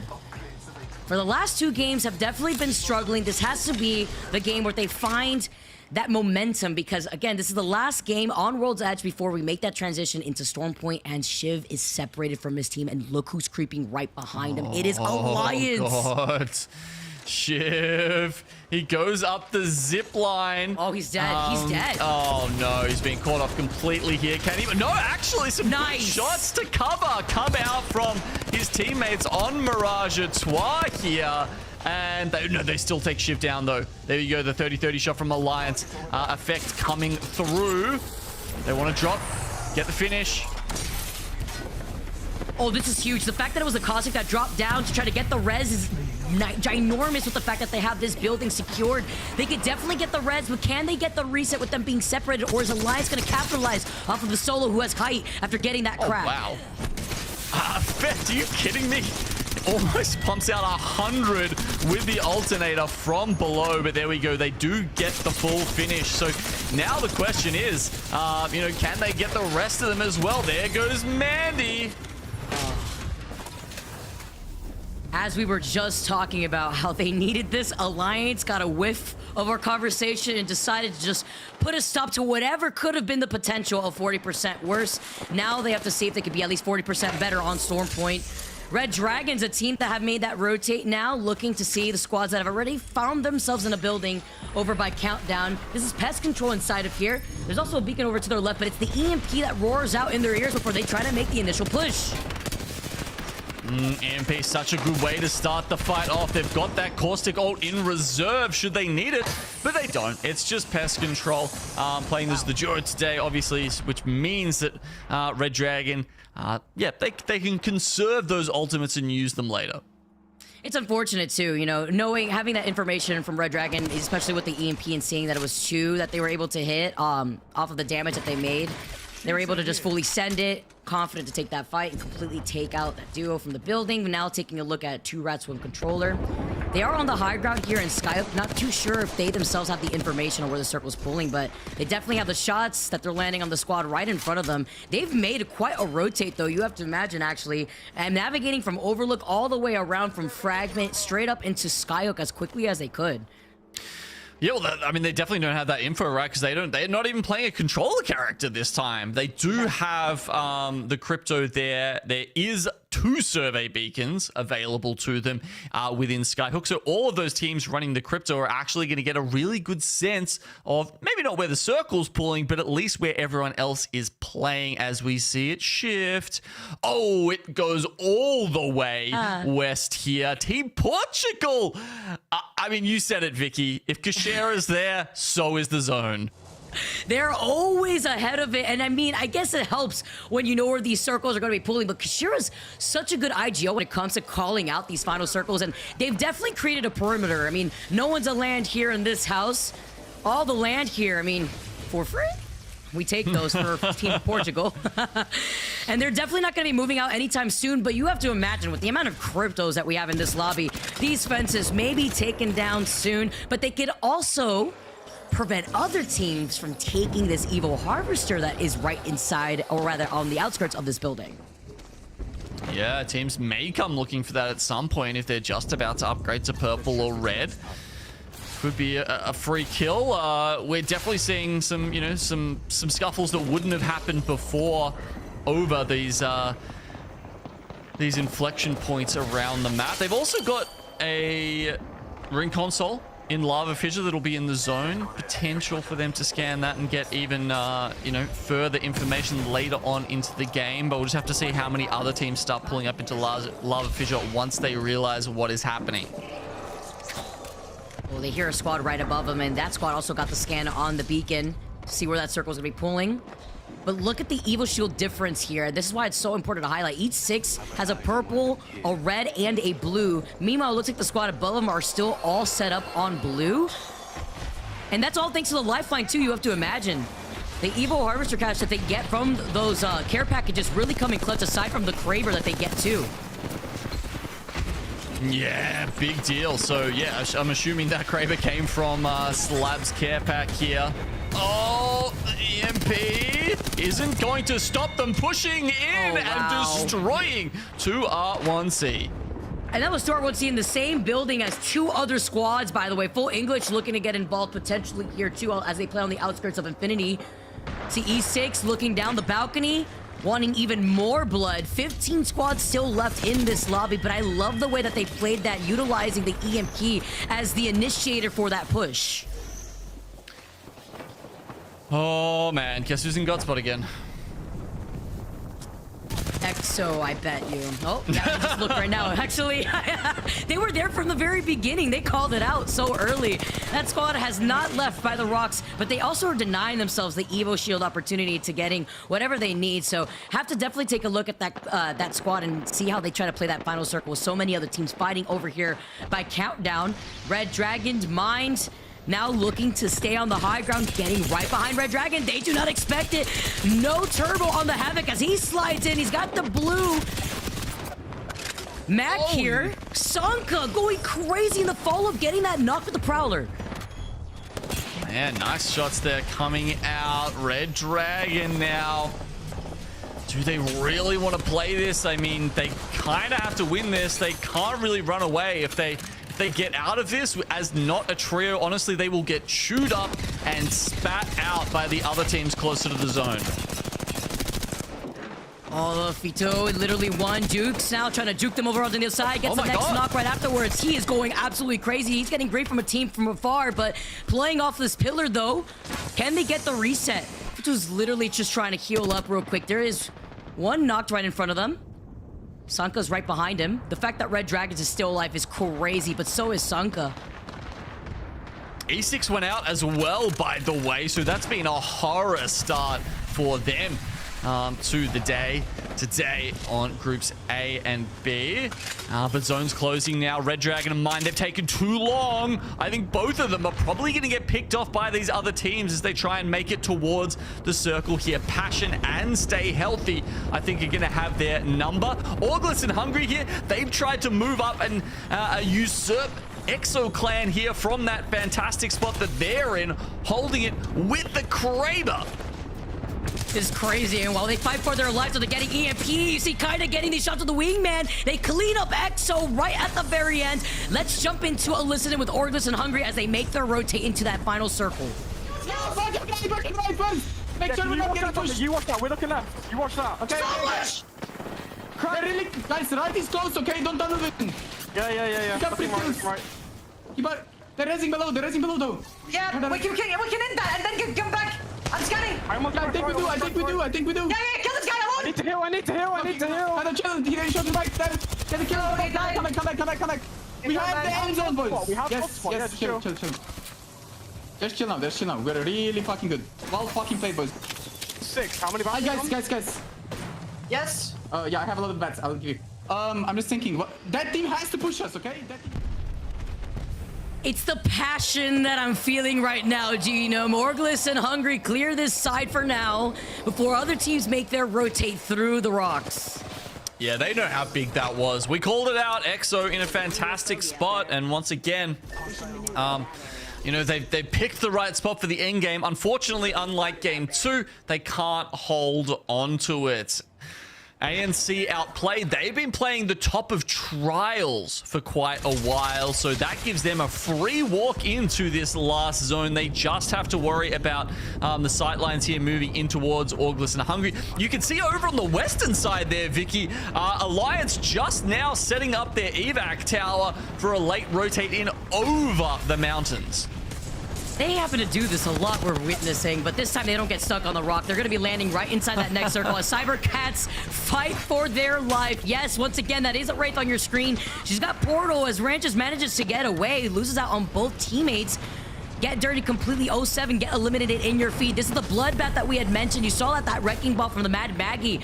With the boost pads on the ground, Alliance landing on top of Team Portugal gets 2 knock, and they immediately get taken out. All that work inside that building just failing before their eyes, and now Hawkins trying to get them suppressed fire as they try to get effect right back up to fight. Oh my goodness, Hawkins with the shots. Can't Lucky clean up.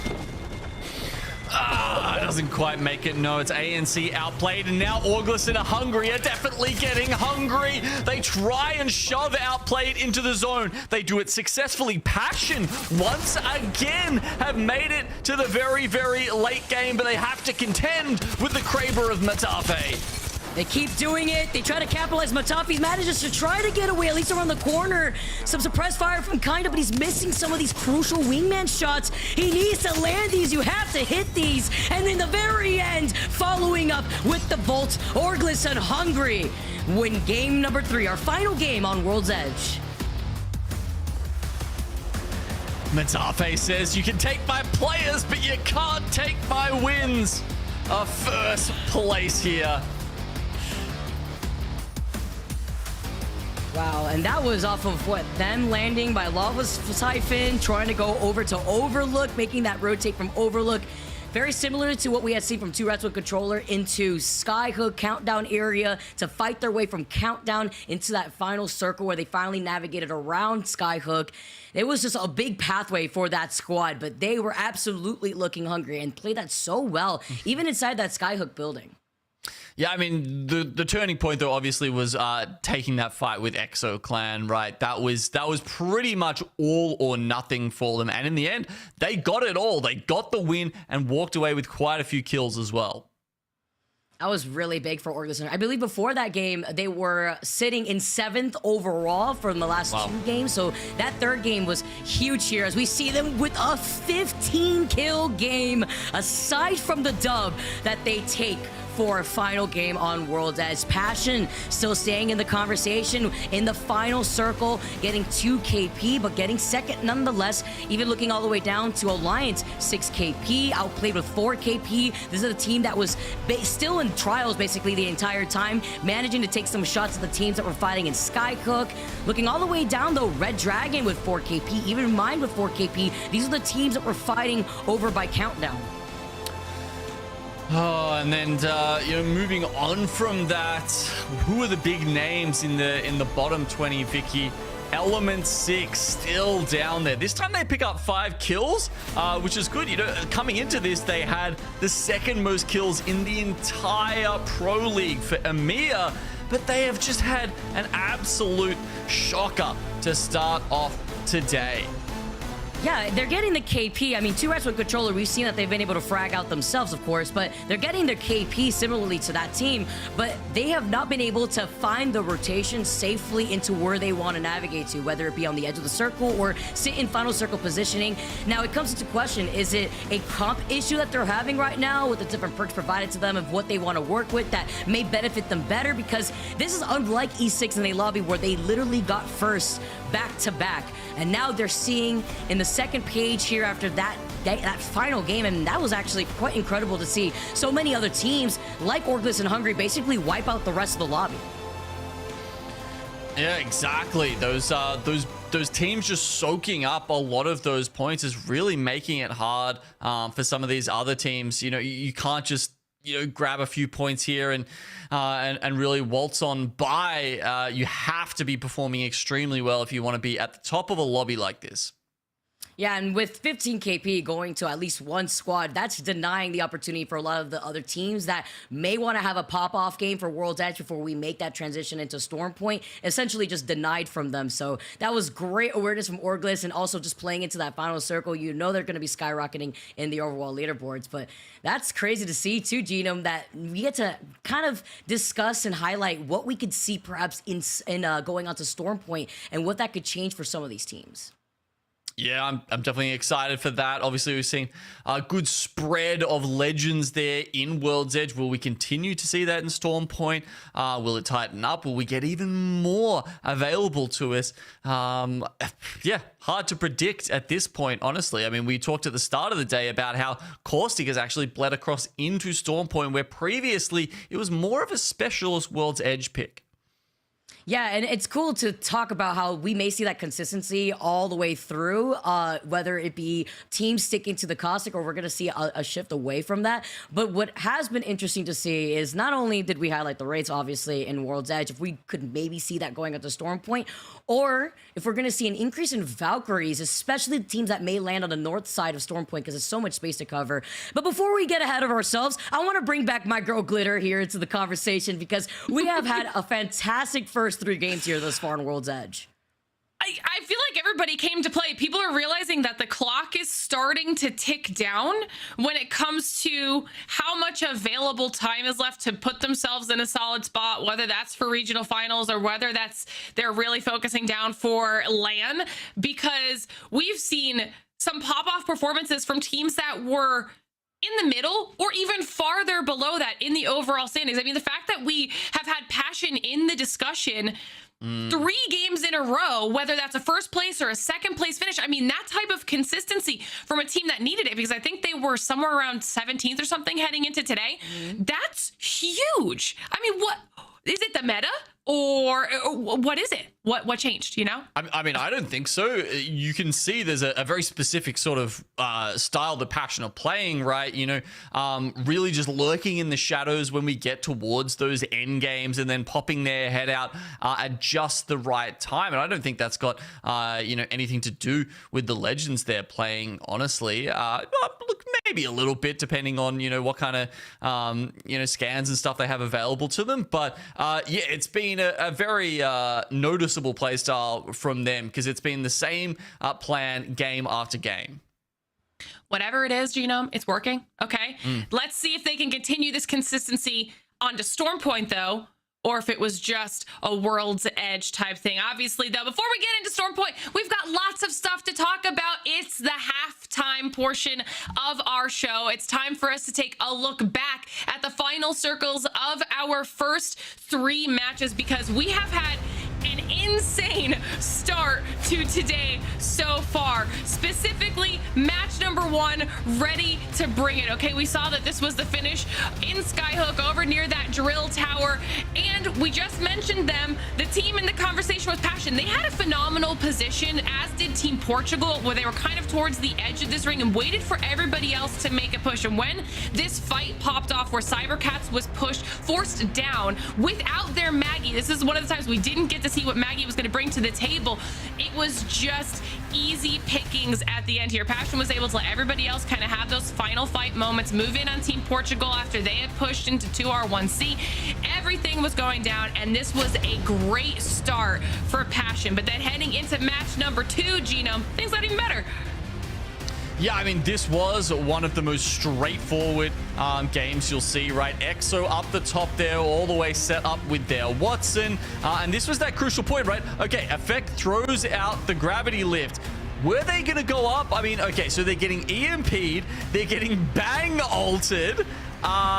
Yeah, I don't know. Maybe that's the reason they didn't want to go up, because obviously once your aim gets stunned by EMP, you're also losing 50 shields across the board for your team.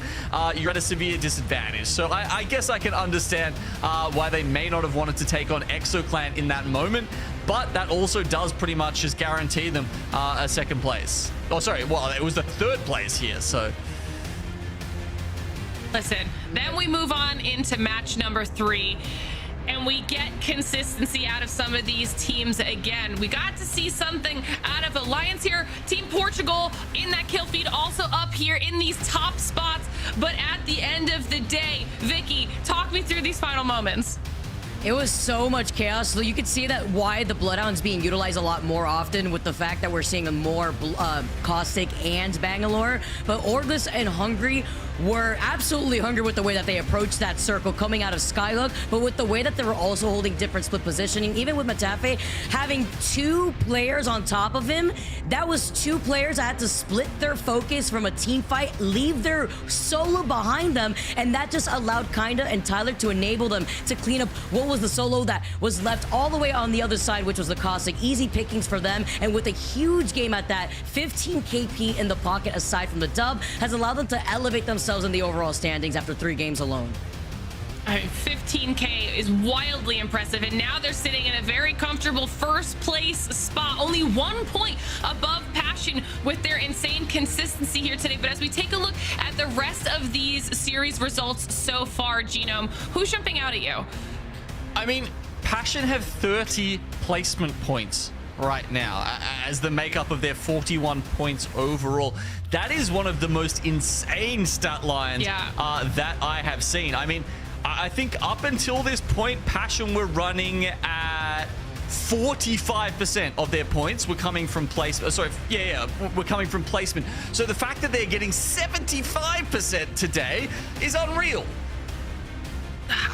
This, like I said, we've seen some really strong performances for some of these teams. On the flip side of that, Vicky, you've got 2R1C, who's getting a lot of their points from their kills instead of their placement points. They've been super aggressive so far today.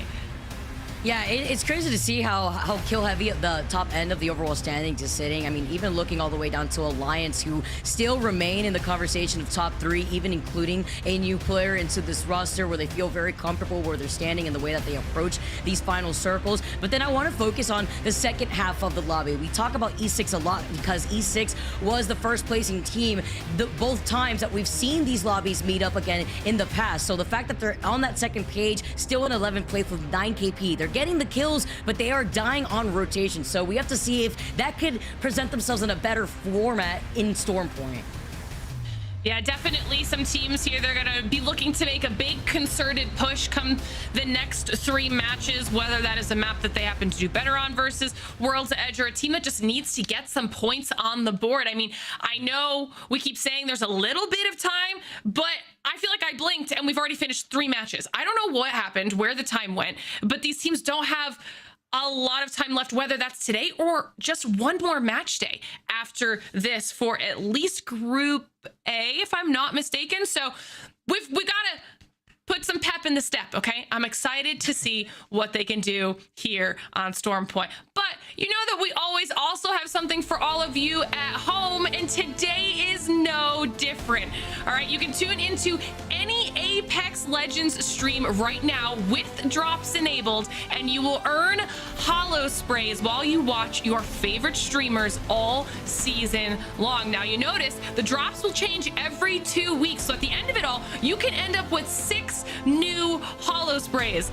You gotta tune in, make sure you're earning those rewards because they are really, really cool. I can't even choose which one I like the best. It might be Valkyrie, I don't know. They look fantastic though, Vicky. Genome, we've got to keep this thing rolling, which means it's time for you to take a break or a nap, whatever you prefer. You know, just give yourself a little bit of a respite, okay? We'll see you back here in a little bit.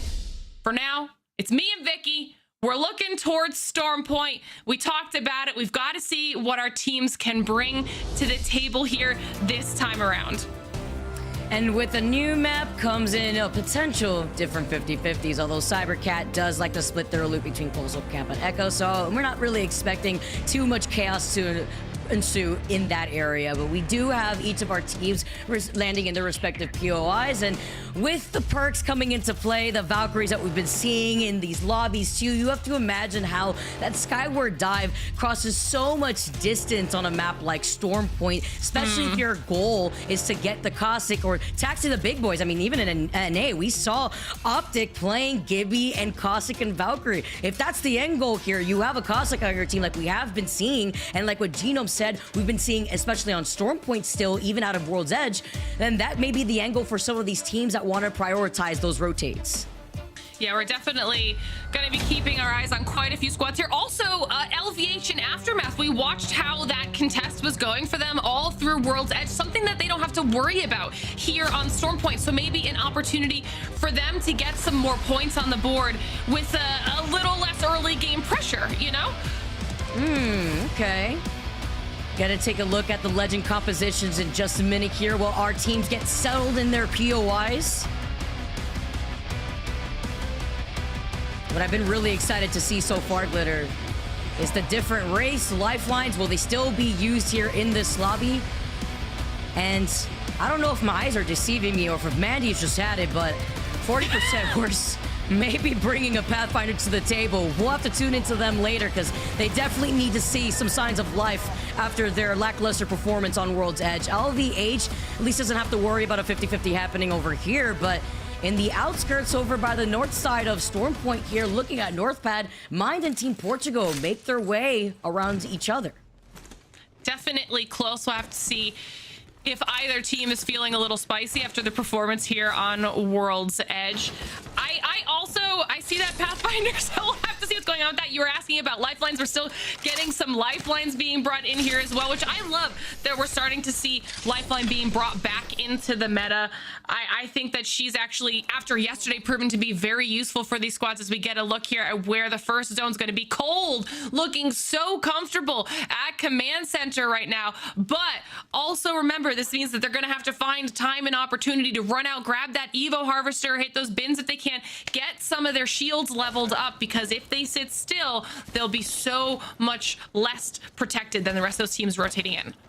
Yeah, and that's why the lifeline is so important too, right? Like you mentioned, not only do you get those Evo caches out of your care package, but you could potentially even get a power weapon while you're at it too. So, when you're trying to play for whether you get blessed by the circle or in that final circle positioning, that care package could definitely come in clutch. Mine is going to be able to also clear up some of these prowlers, which also gives you some more Evo shield charge.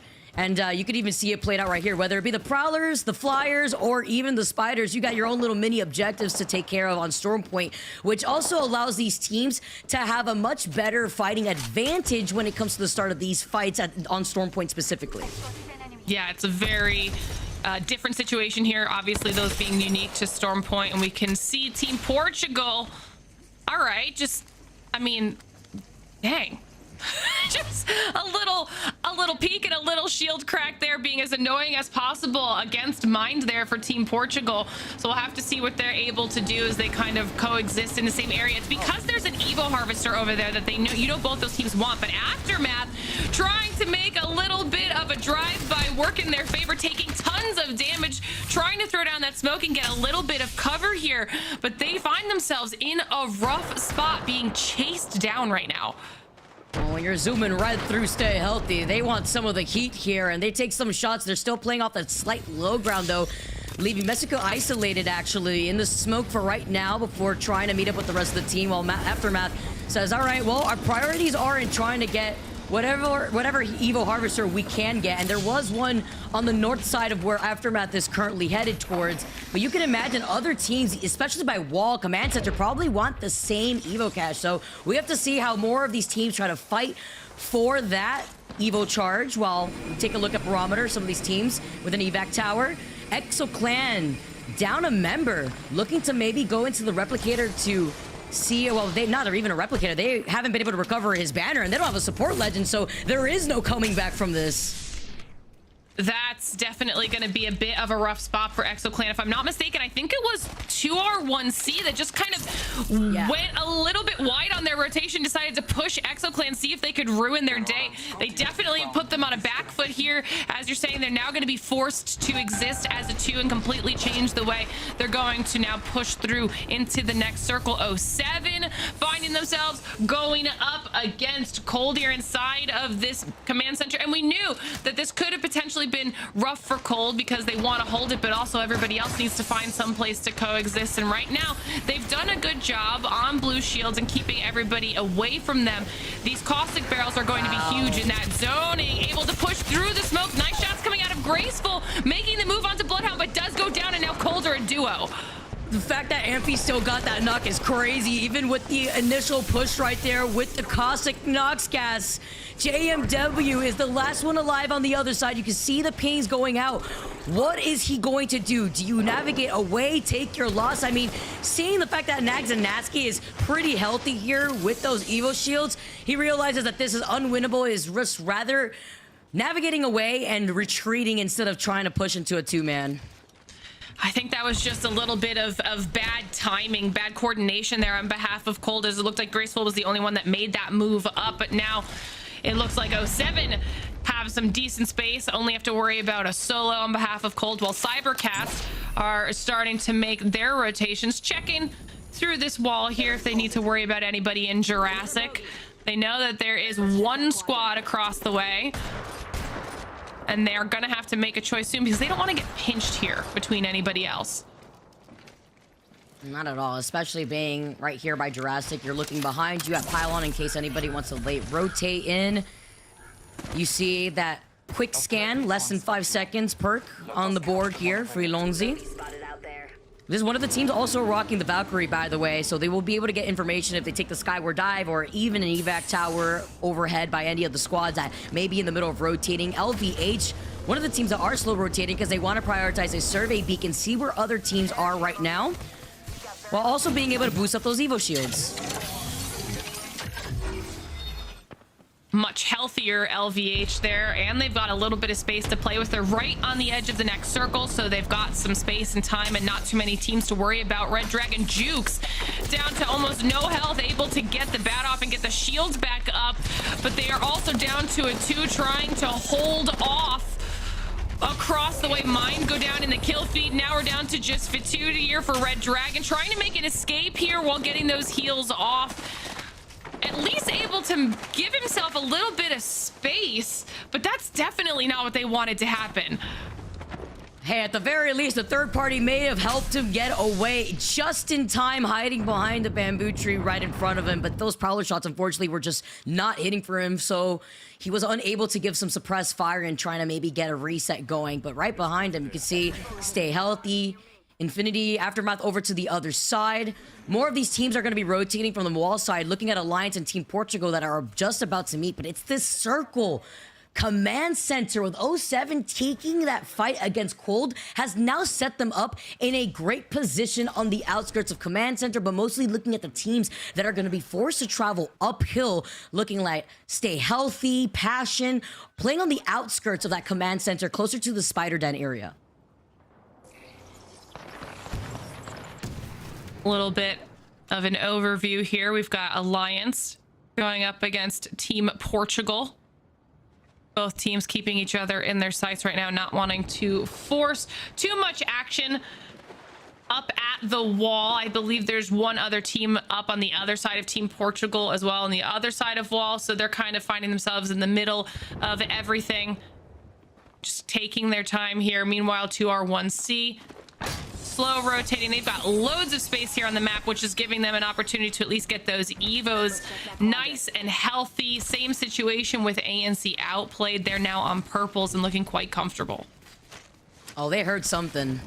They know that there was a team right above them. They set up a Cossack trap right behind them by the zip line, and they're just going to rotate away. Yep, that's going to be Team Portugal once again waiting on the high ground, but wondering here if ANC knew that they have blue Evo shield. Still would have been risky. I mean, even looking at LVH right behind them, they actually got away just in time. But as they make this rotate, Aftermath is playing on the edge of where this circle is going to be pulling, so they will be met with another team soon.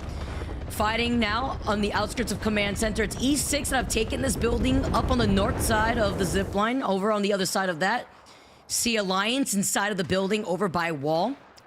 They will have to leave Wall eventually for this next circle, with 3 other teams meeting them on the other side of where Wall is. They've got a little bit of time here to play with, as they are on the slower side of this zone collapse.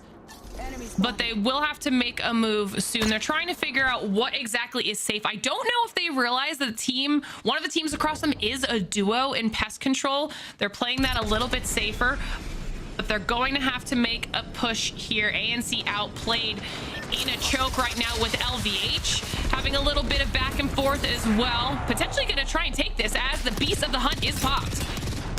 Oh, so the Spiders are trying to give them at least a little bit of covers here. Sometimes it be your own. It's not just the players like to worry about, but it's also the Spiders on the map.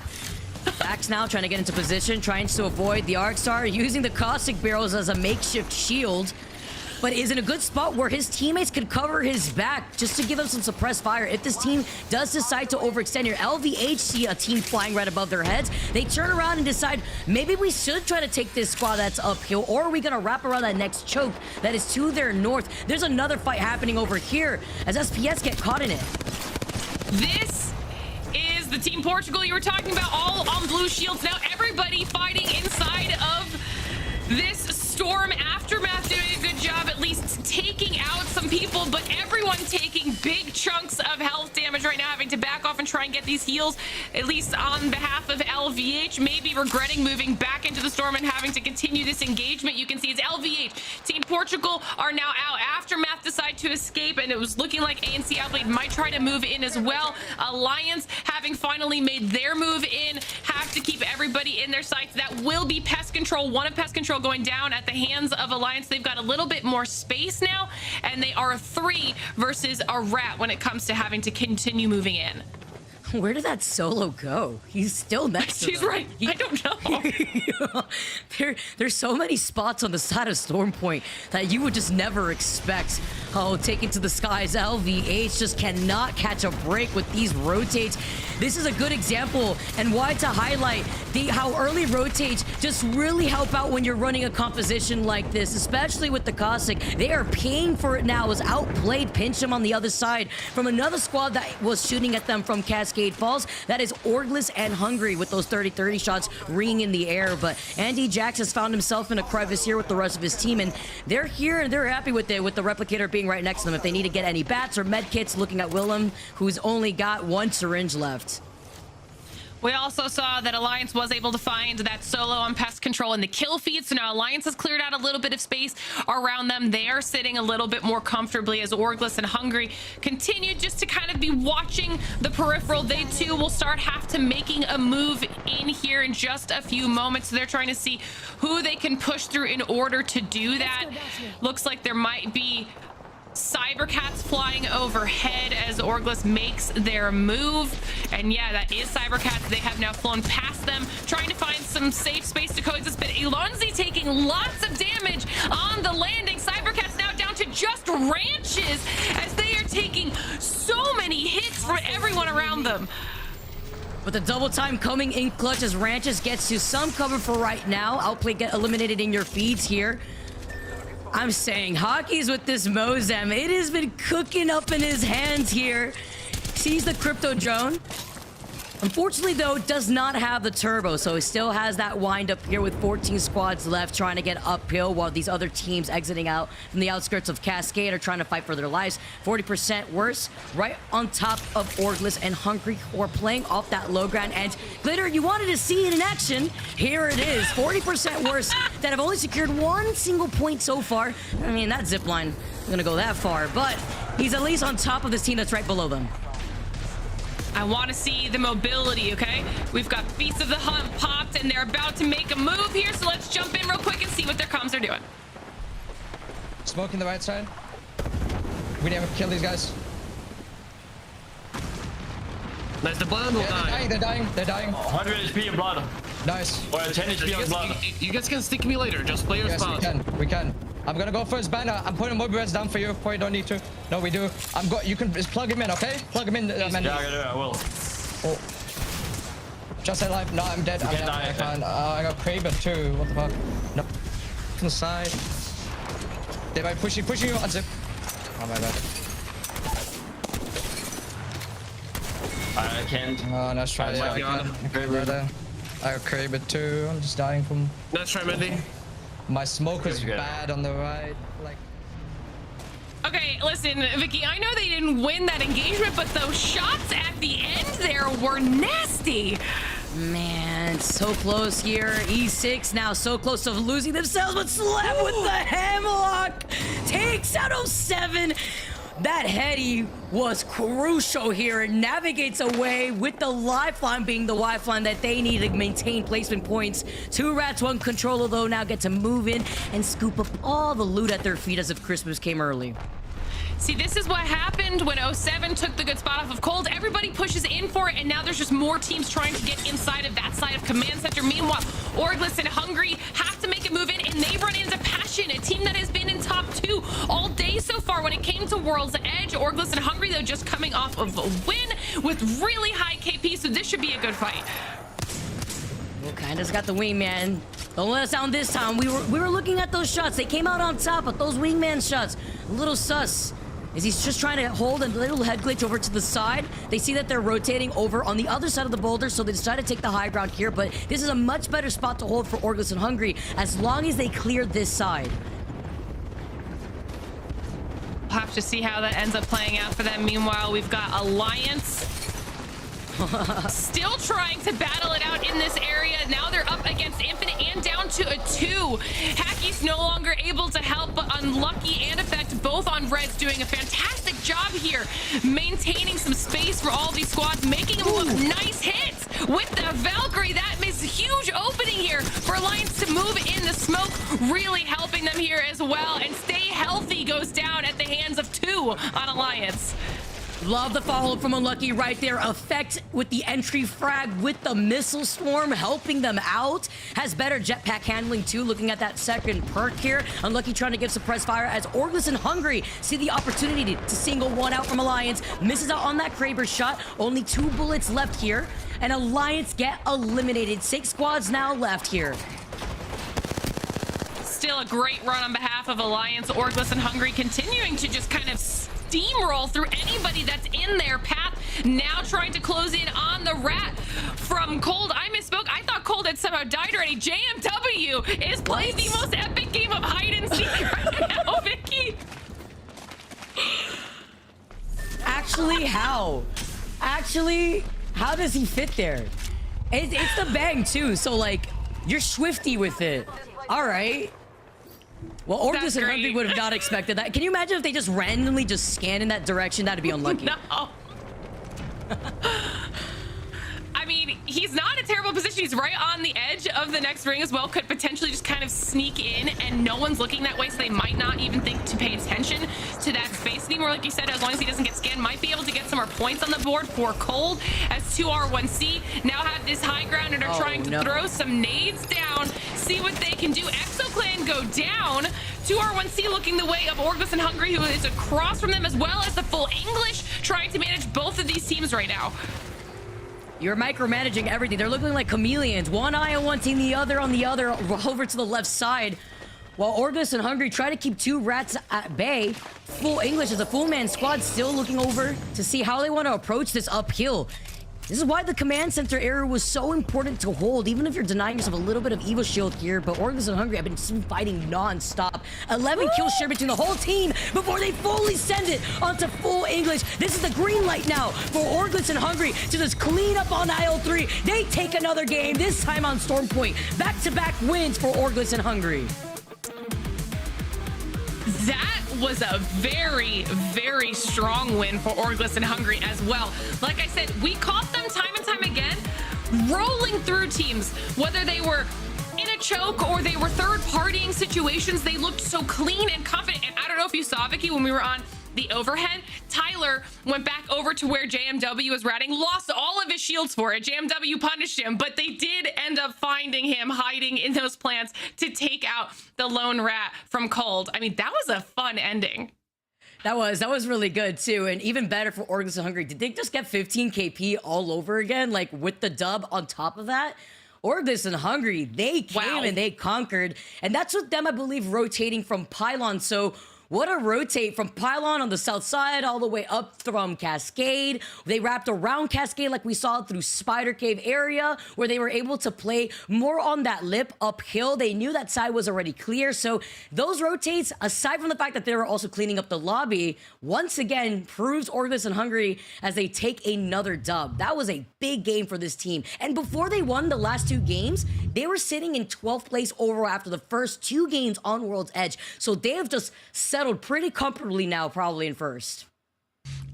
They just looked like they have figured out their team flow. They were working as a unit, pushing all together when they were going to make a concerted push or backing off at the right times. They moved through the dead zones of that final ring really, really well, found themselves some space to work with, and just looked so solid. The fact that I didn't even realize it was 15 kills, Vicky. The fact that they had back-to-back wins with 15 kills, I mean, that's insane. That's a performance that will keep them at the top of this leaderboard for the rest of the day. I feel like that's crazy.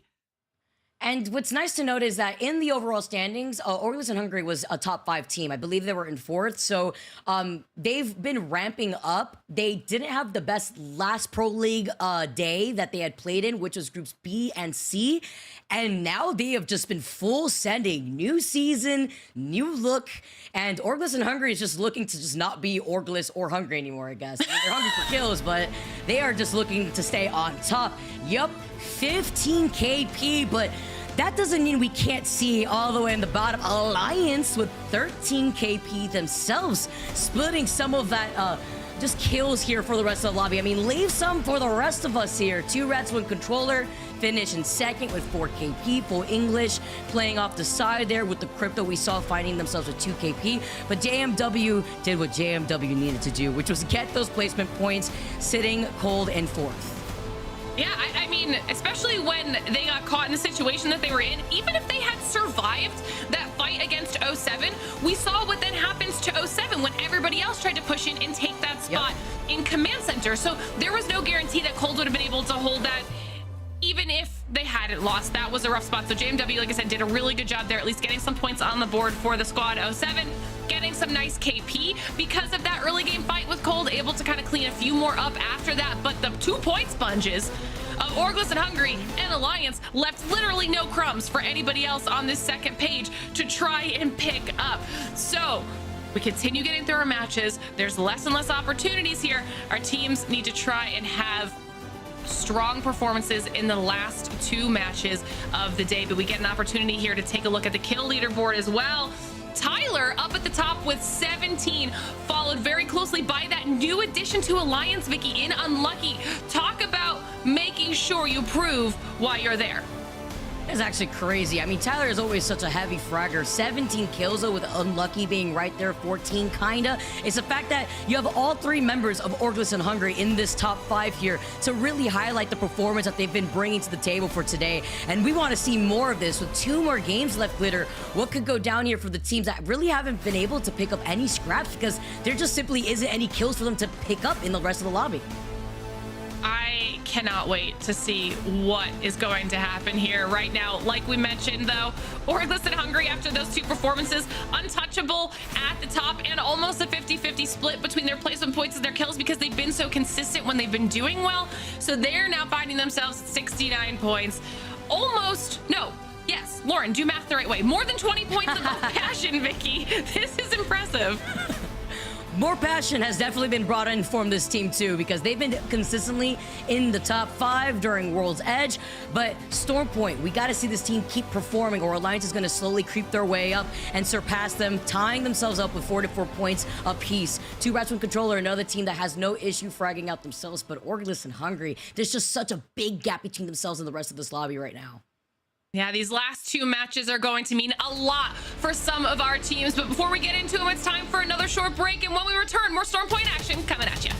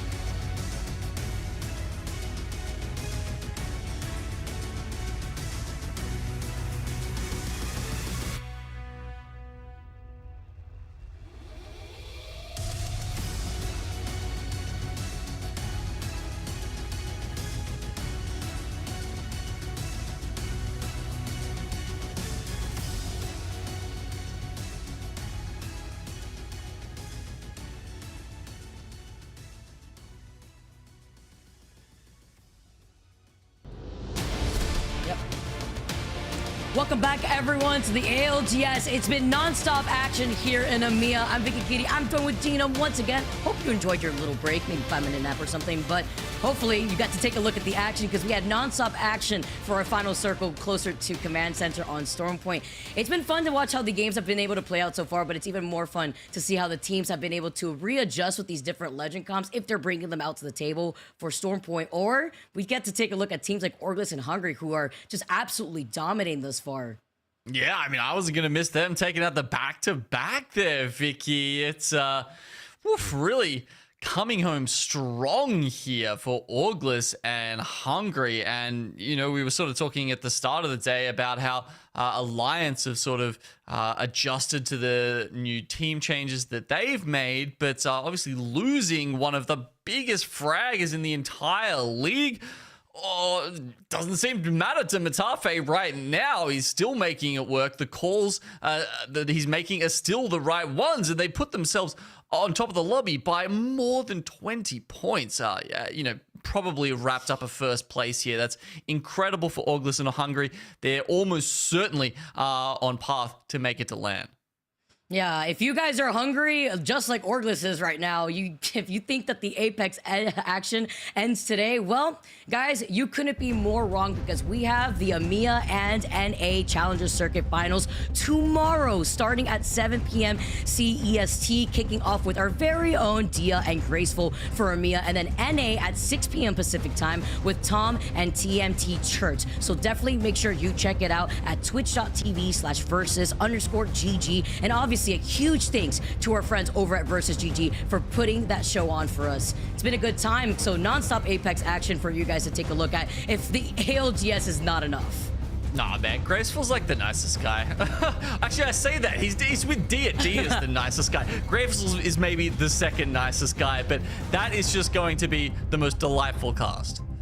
Yeah, whenever I think about Graceful, all I can think about, Genome, is our time in the green room back at Champs, where he was just pelting devs with all the questions in the world. It was great. It was, you had to be there. It was quite an experience. Graceful being able to take us to the Challenger circuit is going to be an amazingly enjoyable experience. And speaking of Graceful, they were able to just get fourth, by the way, in that last game that we saw JMW ratting it up on Bangalore, hiding in between a flower, if that's what you want to call it, over by Storm Point. But it's about those placement points that come in clutch. Yes, they didn't get the KP, but every point counts here for teams that are running out of time and putting themselves on the board for the overall leaderboard in the region. Yeah, because Cole was 17th coming into today, I believe, which, you know, obviously doesn't give them a lot of leeway to try and make sure they're still involved in that regional final. And, you know, I call it a golden ticket, right? As long as you can make it into that regional final, you've always got a chance to take out the match point victory and therefore catapult yourself into LAN, even if you're too far behind, you know, lagging behind the discussion to maybe make it in through the top 8 slots. Yeah, it's a lot here for some of these teams. Even a good day like looking at Orglis and Hungary could help you stay safe in the top 7, so that way you don't feel threatened of being regulated or having to play through the Pro League qualifiers out here, and just basically wish or hope that you could finally make your way through. But taking a look at the map schedule right now and the teams that we're about to see going on to Storm Point once again, match number 5 is coming up shortly. 2 more games to go, Genome. 2 more games for some of these bottom end teams to secure the KP and the points that they need to find themselves in that safe spot. I mean, I guess the other thing we also have to touch on here, Vicky, is they've also opened themselves up to the possibility of a bonus point here, right? 2 wins on the board right now, and they've done it early in the series as well. So now they have another 2 maps to try and grab 1 more win, which equals 1 more bonus point. That is such a good point, too. Yeah, especially these 2 games. I mean, if they keep playing the way that they have, they've absolutely been able to figure out something here that has made this team much more cohesive and consistent. The most consistent that we've seen this team, honestly, thus far. But they've always been on the top end here in this region, always being able to find the KP that they need. But the back-to-back wins here with the KP that they've been able to find themselves with has just been crazy. Yeah, it's interesting as well because they haven't necessarily always performed at LAN, but when it comes to the EMEA region, it feels like Matafe and, you know, whichever merry band of men he's leading at that particular time and that particular split always seem to end up somewhere towards the top. Yeah, taking a look at the lobby and the Legends Select here too. Nice to see that Mandy is still sticking to the Pathfinder. I believe in the faith here that he's got, at least with the rest of his team. But all eyes on 40% worse to at least get another point on the board before we dive into match number 5. But again, it's highlighting the fact that we're seeing most of the Bloodhound Bangalore Caustic compositions, and you highlighted it best, Genome. It's not even just on World's Edge where you get to secure some of these buildings or final circles with the Caustic. It's here on Storm Point too. Yeah, but not only that, I think we just saw Matafe and crew pick up the lifeline there, Vicky. Okay. Yeah, there it is. All right, Orglis and Hungary bringing out the lifeline. Bloodhound and Bangalore sticking to where they've been landing here too. But you already know, with the momentum that they've built up for themselves in the last 2 games, they're absolutely feeling themselves. I have no doubt of that whatsoever. That's that's a fun one. And I mean, gosh. You know, I think it's past round 3, if you're spawning that care package, it's a 100% chance to get a care package weapon, right? If it's in round 1 or 2, but like, honestly, you know, it's hard to get purple shield, get that level 3 upgrade, and also have your ultimate up by that point. So I think most of the time you will see them drop down the care package. It will already be at the point where you are guaranteed one of those weapons. You know what's also pretty nice to note is that with Orglis and Hungary landing in Pylon, there's that ultimate accelerate tower that's also right there. So they just get a free lifeline care package off the rip while being able to get everyone's ult online in the middle. Yeah. So that's something they could take advantage of right there from their POI. Yeah, it's not something you think about a huge amount, right? But you know, if you're playing at the pylon, then yeah, damn, why not? You know, in previous times you could have auto upgraded an armor. Of course, it's not quite the same here. Oh, is that a gold mastiff they just got to pick up? Nice. Let's go. Let's go. Stay healthy. Oh. And we are moving all the way back to the north side, but instead of us moving to the west, we are moving slightly over to the east. Potentially seeing a lightning rod circle on the outskirts of the high ground, closer to command center here. And full English is going to take advantage of the evil harvester that's right there. But this is going to be an interesting rotate, looking at the southeastern squads, looking at Orius and Hungry, who may rotate through Jurassic Park, or if they want to keep finding themselves in more of these fights, even try to take a fight over to E6, who haven't really been showing up in this lobby like they have previously. No, not at all so far. It's been struggle street for them. That's for certain. Pest control here. They are currently behind Passion. I don't know if they're actually looking to try and take a fight here, maybe catch one of them off guard. They probably just want to grab that Evo Harvester up ahead and get themselves to that blue armor and at least get some kind of perk online.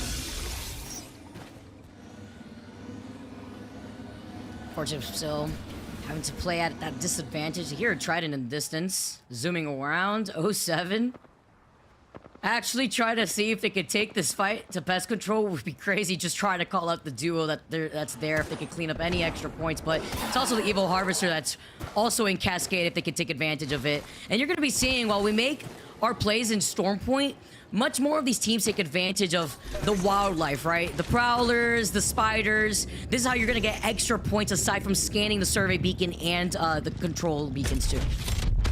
Yeah, the pro players have actually had to learn quite a lot. And I think in the last couple of weeks since those changes, Vicky, as Mine take this gravity cannon, they scan. There's no one in front of them. They may not realize they've just gravity cannoned over Stay Healthy.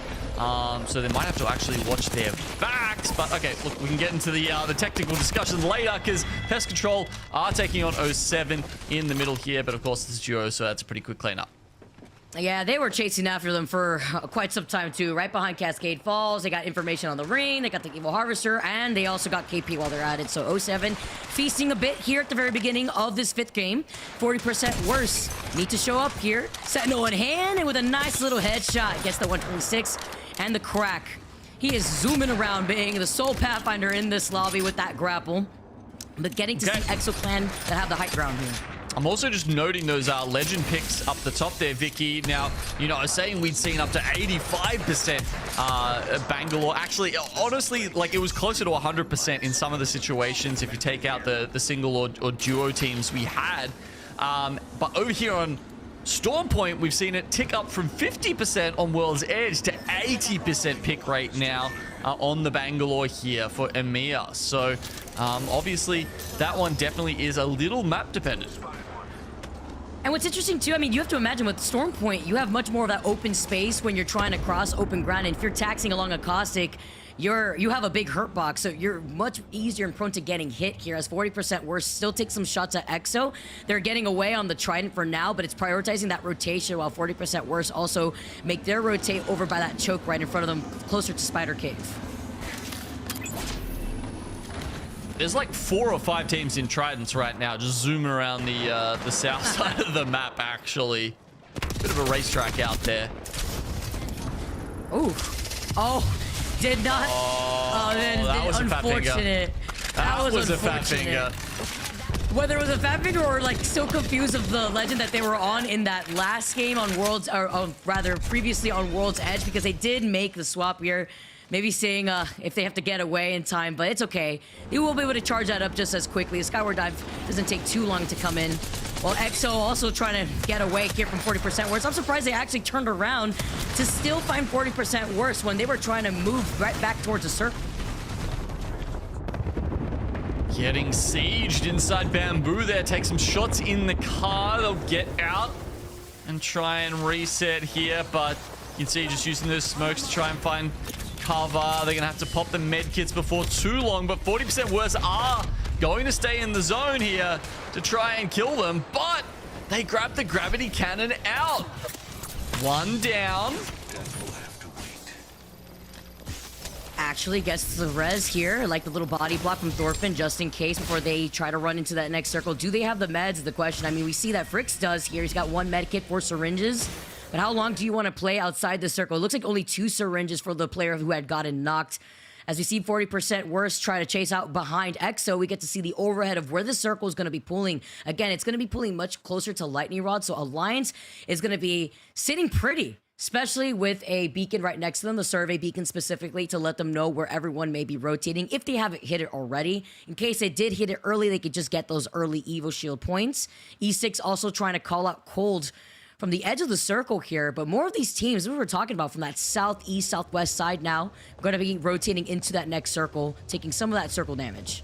Yeah, I think the top portion of Command Center, right, where you come out past the spiders, is going to be an important spot to hold. E6, their malady continues here, getting completely caught off guard.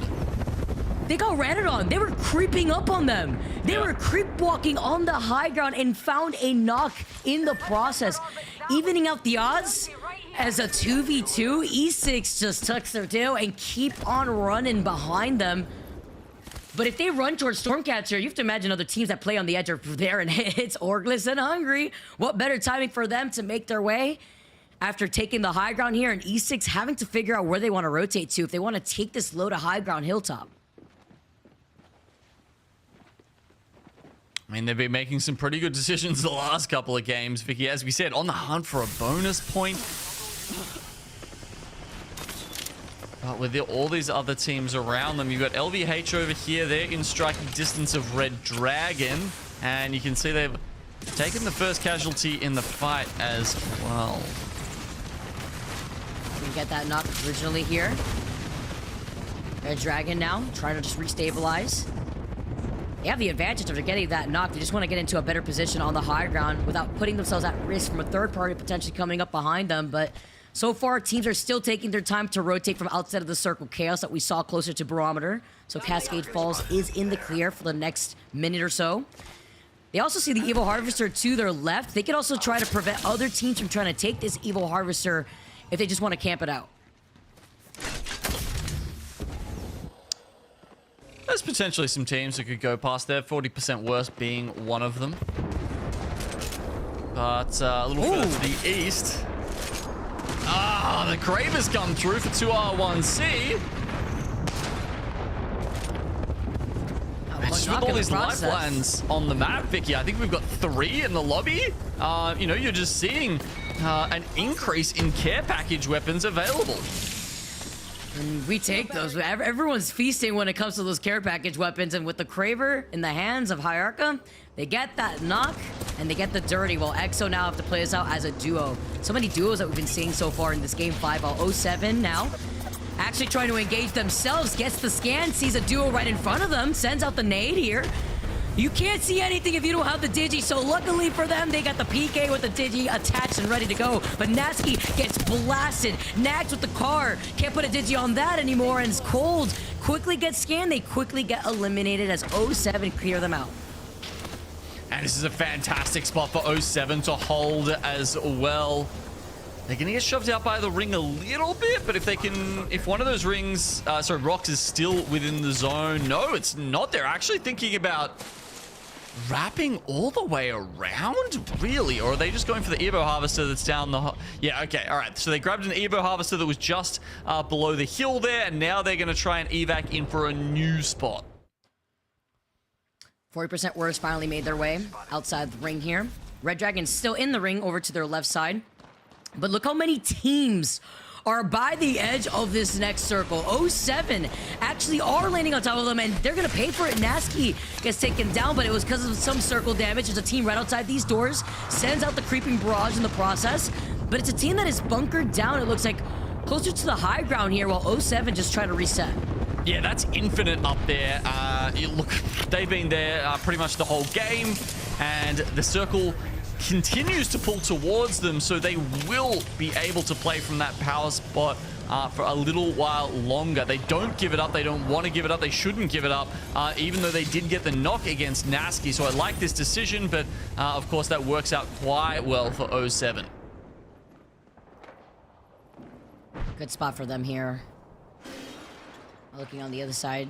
Infinite still are going to hold on to the side, but while they are here, they still have blue Evo shields, denying themselves opportunities from trying to get those Evo harvesters while playing for that end circle, of course. 40% worse, though, are getting gate kept themselves. 2 rats, 1 controller, meeting them on the other side. 40% worse, always seem to have their back to the zone. They're such late rotators. It's like, you know, really redlining it.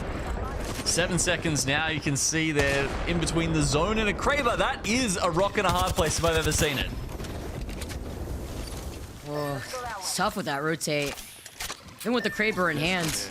It's like you were talking about before, just being able to have that Kraber is so important, especially if you could clear up some spots from some of these teams that are desperate to rotate in. The evac tower has been called in. And the fight inside of this cave here has also ensued right outside of where you would be rotating from the wall. It's Outplayed, Aftermath, Redragon, Mine. 4 teams in this area alone, and Aftermath have now lost out on Bavis. Yeah, it's always hard to tell on the map, though, whether they're actually in the cave or they're, you know, running around on top as well. I guess we'll see, but it's certainly about to kick off underneath here. Aftermath, they can see they've left their caustic player for dead. Probably not going to be able to get him back up as Redragon raced the zone. This circle just makes your eyes water. They trade here. V2 has to watch out. Looks at his health, but he gets taken out. Redragon. Now, Stelizi's trying to fight for his life. He's getting pinged from right behind before he himself meets them back in the lobby. 11 squads left, and it is Mine that did not give up this positioning, as they should. They cleared out the spiders, and they held the edge of the circle, and with their team composition with the Catalyst, it makes the most sense so that way they don't overextend. Okay, so there you go. All of them underneath, and all of them go down, except for Mines, the team that will take it out. Alliance there, you can see they've moved up into 2nd place now. This is the kind of result they want if they need to be in that top 8 to make it to land, Vicky. See if they can hold on to it here. Orgless and Hungry. Can they go for the 3 times? After 2 back-to-back wins with heavy KP, they are looking unstoppable right now. E6 is right on top of them. Team that's much more quiet in a lobby that they usually dominate over. Team Portugal do get scanned over to the right side. They see the blowdown scan. Just trying to set up the perimeter. That's going to be Mine that are poking their heads finally out of the cave to see if they could rotate anywhere around. But right above their heads is Alliance that will have to drop down soon for this next rotate. I mean, that wasn't, just thinking about this now, that was an absolute killer rotate by 07 earlier. I've seen a similar zone. We had it earlier in the split in Apex South. And I've got to say, the teams who are where 07 and Infinite are, like on the top of Lightning Rod, it's like a castle. It's a fortress. And everyone else, when it comes to zone 5 or 6 and they have to push across that, it's like trying to get into a castle over a moat. They pull up the drawbridge and you've got nowhere to go. And it's having that height too. Always that height advantage that you just beam while they just try to poke their heads out while crawling from the low ground. That's going to be crucial to see in the end game as Team Portugal lose out on their Valk. They're getting pinged over to the right side here as more teams just try to make their way. That's probably Mine that finally made their way out of the cave. And with this circle closing in behind them, they have to get going soon. Okay, Alliance. I think when we saw earlier on, it was only a duo, so seems like they've managed to get back to full strength. Can they follow in Naxki's footsteps? Why don't we jump into a listen in with them and find out? The base stairs. Okay, let's get, yeah. Let's on roof, yeah, let's on roof. Let's see him outside. Yeah, logo. Land on me, come inside. I'm with you. Why? Yeah, smoking. Get inside, come on, Victor. Come on. We're safer, hold the doors. Make sure the team outside doesn't enter shit. We're good. My door's native, Careful. Yeah, okay, angle too. Can we kill left? Just hold angles here. Close left. Yeah, I know. Careful there, DJ. Yeah, I'm batting. Just play this side. Yeah. I'm scanning two. I'm picking this guy. Yeah, I'm with you. 3, 2, 1 swing. Stack, close right, 2 guys. Chill. Yeah, I'm batting. I'm rocking in. Yeah. Nice. We need to watch out from this here. I'm smoking it. Look at the zone. Yes, we need to walk in late on bridge. We need to fight for our side. I don't know where they are. I'm scared now. But he's down. Can we go? No, after Bengal. Oh, it didn't bomb us. I full killed him. I full killed him. Okay, so Alliance, they're doing pretty well taking control of this building, but as I said before, Vicky, I don't know how much that is worth getting across the next part into the top of Lightning Rod. I genuinely think is almost impossible. Element 6, 07, and Infinite will all be gunning you down as you come across. We've got about 5 teams on the other side of this. Will any of them make it across? I predict at the very most 1.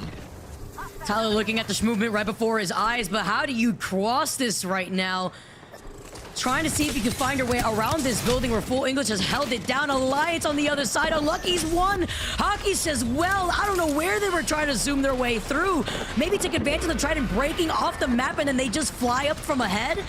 But Effect is the last one alive. That plan did not work out for them. Team Portugal get eliminated in the feed, so there's 7 squads left. And it's like you mentioned before, Genome, 07 are just playing king of the hill right now. There's still that corner trying to get through it, but it looks like he does not get onto the lip. Effect get eliminated after falling off the map, but regardless, you have nowhere to run. Look, I don't want to say I was right, but it kind of looks like I was right. Literally every single team on that side. Oh, actually, except for 2R1C, because a tiny amount of the far side actually remains in the circle. So 2 rats, 1 controller. Well, they're down to 1 rat. I mean, calling in the Exterminator may have to come into play here. With 07's game plan, having Nasky being on this Caustic, it'd be a shame if there's a crypto left in this lobby to just delete everything that they've worked out for. But luckily for them, there is no more crypto. It's only Uchaku who has that one last rat. Hayaka had gone down, so they could just sit pretty in here. Well, E6 also on the other side. Slab being able to pop that shield bat right now.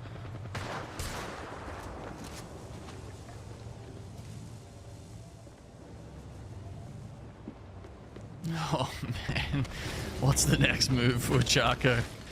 It's probably not gonna to come to much, really. I mean, ALGS and Hungry know he's there.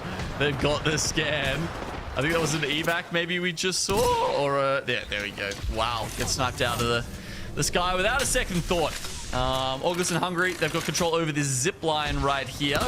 So they've got 4 squads left. We've got a duo of Element 6, and then 07, Infinite, and ALGS all with the full 3 members up and running. It's crazy to see how frag heavy ALGS and Hungry still are moving on. Trying to break records out here. They have 11 KP share between the whole team right now. Calling in the creeping barrage. How's 07 going to try to approach ALGS and Hungry as they try to fight for the high ground here? Circle closing in now. The calm before the storm, and the Nox grenade is ready from Nasky. Again, this shot's great because it shows us how the height is playing out between these teams, because that will be one of the crucial factors. Who gets forced out first? Will you be forced off height, or will 07 be forced out of that building? Nice thermite. Wow. Oh, it was huge right there. Doesn't matter if the Watch and Gen eats that up. E6 get eliminated. Our final 3 squads left right now in the lobby. Infinite, 07, ALGS, and Hungry. And ALGS and Hungry are looking to take 3 back-to-back wins, playing off the low ground here. Oh my god, bonus point actually within reach now for ALGS and Hungry. Bang ult comes down. Evac tower even, I think that one's from 07, trying to give themselves some options as they have to finally leave their cover. ALGS and Hungry looking down upon them. Infinite might be able to play the hype from longer. How it's gonna shake out, Vicky? Oh, it looked like he tried to toss a Nox grenade up onto the high ground. Not too sure if we cut the Gen. Eating that, takes the evac tower, taking the circle damage. Infinite drops down. This is all Infinite. They have it in the game, but can they clutch? I don't think he can. 07, stay alive in the final circle. Even playing off the low ground, taking care of ALGS and Hungry, stopping their reign, and taking game number 5. Wow, 07 come out on top there. Epic clutch. I mean, I would have loved to see Nasky's reaction from that. You know, definitely one of the more animated players in our league. And yeah, look, it looks like ALGS and Hungry, they got shoved off first. Very hard for them to take that one out.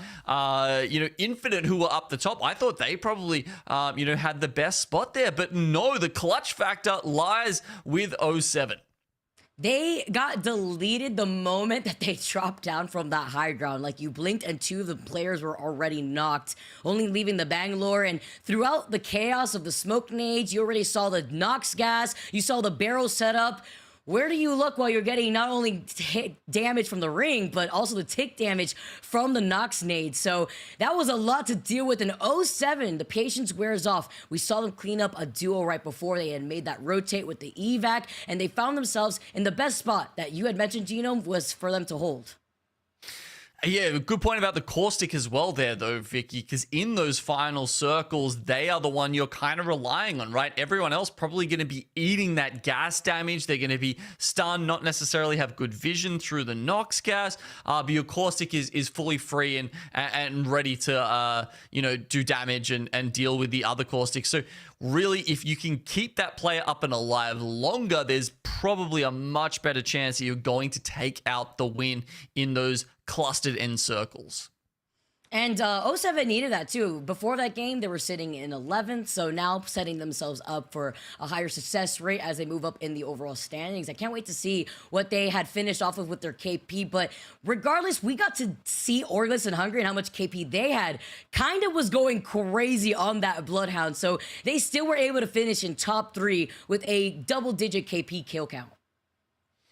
Damn. Yeah, there's that's a big result there from them. I mean, ALGS and Hungry, we also saw that they took out quite a few kills there. Obviously, a decent placement, maybe not winning, maybe not getting the bonus point, but they still did extend their lead on the lobby.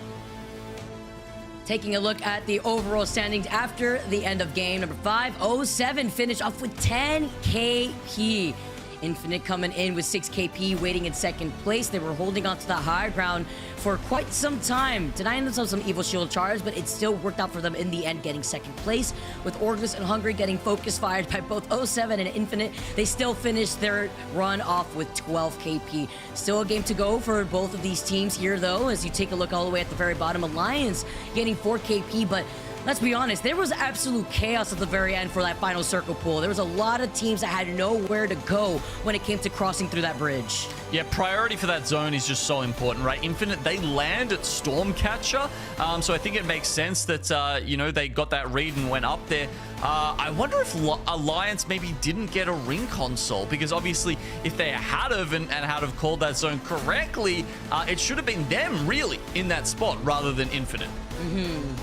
Had maybe rotated to go to an Evo Harvester, and that also shows you, you know, when you make that rotate out without having that information, how crucial it can be for circles like this. Taking a look at the kill leaderboard, ALGS and Hungry still stay on top. All 3 members in the top 5 still, while Tyler secures himself 20 total kills for the day after these last 5 games, while Kinda comes in second place with 18. I do know that Kinda is leading the way with the amount of damage done, though, so ALGS and Hungry doing a really good job at following up with one another, while Alliance sitting in 3rd and 4th between Effect and Unlucky, who has been just a phenomenal addition out here for the rest of this team.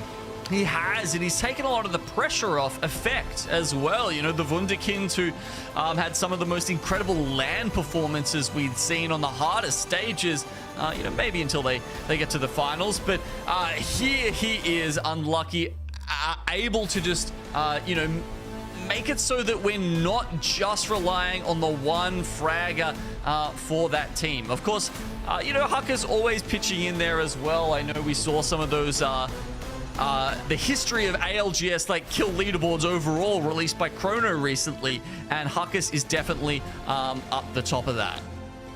Amazing IG out here while we take a look at the overall standings after the last 5 games. ALGS and Hungry staying on top with 88 total points. What a window between themselves and Alliance sitting in second with 51. Looking all the way down, though, you can see that gap start being built up, even between Passion looking all the way down, because Passion being one of those placement teams that we've been seeing thus far, trying to clean up some crumbs that were left behind by ALGS, all the way down to even Full English, who are trying to play for positioning. Team Portugal that try to predict these circles, unable to find that spot in that last circle that we just saw. And in the second page, E6 still settled in 11th. Okay, so August and Hungary are, what is that, 37 points ahead of Alliance right now. So, again, bonus points on the table here. They got close to getting one. There's two different ways you can do it, right? 50 points ahead of second place. The other one is winning 3 maps. So, they're actually both within reach now from August and Hungary. What, like an absolute powerhouse performance from these guys. It's crazy, but can they do it? They have one more game left. If they can clutch it out, additional points, they'll be feasting. We're gonna have to see on the other side of this break. Don't go anywhere. We got our final game, game number 6 on Stormpoint.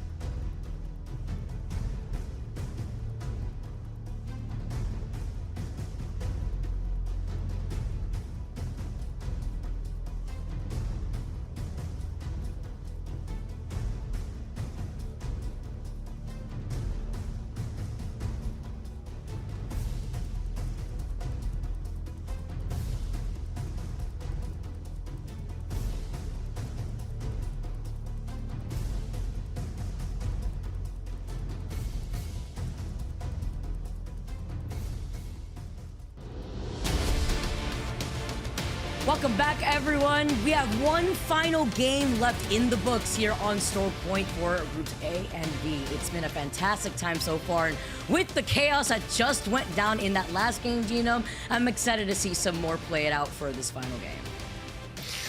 Indeed. You can see a nice spread of wins here, but August and Hungary with the 2 wins definitely head and shoulders above the rest of our lobby here as A and B duke it out. Stormpoint, as you said, 1 map left to go. And look, I think they've definitely stitched up first place, Vicky, but a lot of other teams still fighting for relevance here in Split 1. Yeah, I'm thinking about E6 themselves, actually, who usually find success in this lobby, just lingering behind. Alliance, who still find themselves consistently in the top 3, top 4 conversation in these lobbies. Even bring Unlucky into this roster has just proved success for this team. I can't wait to see more of it. 2 Retro and Controller, a team that has no issue taking these fights as well. Going into this final game, though, if August and Hungary can secure themselves that 1 extra point, that would be big here, but they would have to win a game, or they have to have 50 more points over the second place squad right behind them. I mean, the interesting thing is Aurora have been so dominant, and E6 as well, I suppose, that not many teams have actually been able to take out a series win here in EMEA, right? I mean, Aurora have taken 3 of them. E6 have taken 2 of them. We've had Passion actually also pick up 1 so far, and that's it, right? So only 3 different teams.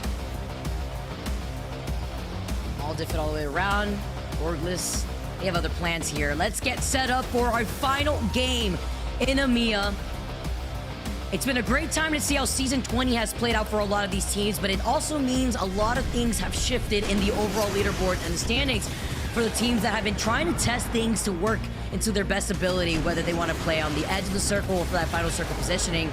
See full English already, making their rotate around. They see where those Evil Shield Harvesters are settled in by the wall. someone trying to actually shoot at them while they're trying to fly in either. Yeah, unfortunately going to take the gravity cannon to get up to Zeus Station. It's one of the big drawbacks, honestly, of this POI is that a lot of ships don't get you straight there. You cannot drop into your POI. You can't even, like, all three members will drop at different places to try and make sure, you're loot partying as quickly. Nope, you just got to all drop on the gravity cannon and run your way up there. Waste a little bit of time, but at least they got that ultra mega jump tower if they need it for whatever reason. Crossing some distance, especially looking at where this circle is going to be pulling to. Once you take a look at 07, who's hanging out in Cedo Station, but I know they're going to be feasting. They also are split up just temporarily right now because one of the members of 07 wants to get that survey beacon. And if you already got ahead of it, there's actually a player from LVH that tried to do something similar. Now I get to see Alliance as well, who are now gonna be able to loot up for today. They've been doing fantastic thus far, getting second place, even with that big gap between themselves and Orglis and Hungary. Yeah, it's a massive gap, isn't it? A couple of teams nipping on their heels, but they're certainly not getting any higher than second here now that we're up to our round 6. Passion also, as you can see there, was at 4 points behind Alliance. Not too bad. As I mentioned, one of the only teams who managed to take out a win, so they've certainly been showing glimpses of that form today, as we've mentioned how regularly they've been finding themselves in the final circles. I've got eyes on one of them over there. Located a server Pings beacon over by Barometer. 2 rats, 1 controller. Trying to rotate into Barometer. Nobody's there too, so they're pretty safe for now, but take some shots at the Flyers, you see. Yeah, the poor Flyers. It's been a massacre. They're like since the season 20 update, I'm worried that they're gonna go extinct, Vicky. During these prehistoric times, not even Jurassic Park stands anymore for these prowlers, so why not take out the Flyers with you too? Yeah, that's a good point. We're losing wildlife here over on Storm Point. Ridiculous, even for these Evo Shields charges. But any crumb counts here, as you can see why. Sleazy and the rest of Aftermath having these blue Evos. They couldn't get an armor check real quick on the other side. He got hit what looked like a massive. He's got Beast of the Hunt ready here, though. And while they do find this fight over by Mill, can only expect a third party exiting out of checkpoint may present themselves shortly.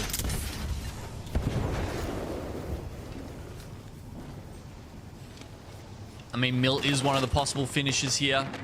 Could also go down to Bean. Could be Cedo Station.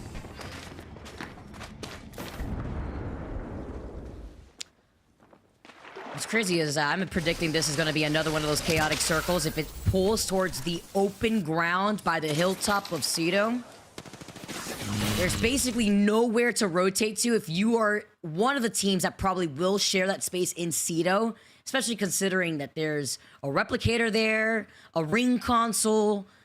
You can see the teams that also may want to get the survey beacon to the south that we saw one of the members of 07 split up for. But over to the south side, you see EXO trying to take this fight to Passion. Looked like they had taken an evac tower to maybe get on top of the rock that overlooks that survey beacon side, closer to Mill without putting yourself at risk. But when you do rotate there early, it could be a little risky for the amount of teams running the crypto. The EMP has been unleashed over here by Checkpoint, though, in the middle of this rotate. Full English, with Noises losing out on his shield, having to be careful and getting out of line of sight of the squad across the field. Oof. Looks like they've tried to get on top of them here. Nemesis burst fire from close range, not the most reliable. Just enough to ramp up if you're at 100 for now. Gets a little wall hop here. He's trying to move, and he doesn't even need it. Mine get eliminated. First squad to go out in this final game, as Noises is trying to loot up whatever he can from down below. Handy little win there from the Full English. It's also good because they've got the ring console and survey beacon inside Checkpoint, and it means a win means, you know, they can just secure that and then pop off, get the you know, the zone 3, zone 4 information, depending on how long they want to stick around in Checkpoint. That's also an extra 200 per console that they could be able to secure there. Finite still on top of this high ground here. This is the open spot area If the circle does pull here, and you're here early, you could get pinched from both angles. So they're just taking a look at their backs. That's the high ground rock that they saw that team fly to earlier when they called in the evac tower. I believe Passion may be there still. While ExoClan's fighting on that slight low ground, closer to the armory versus LVH, where the survey beacon is.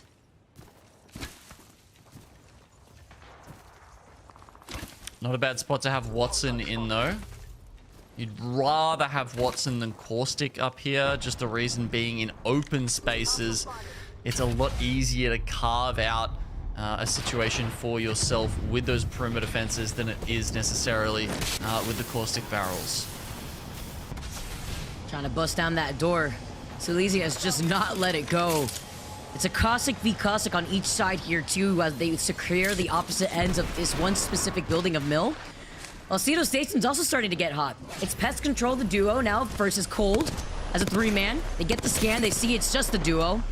Gets the crack immediately afterwards, and a nice follow-up from Urban to get the knock onto Plexes. Unfortunate here for Pest Control. They're just going to try to play out their lives, but this is easy KP for Cold to capitalize on.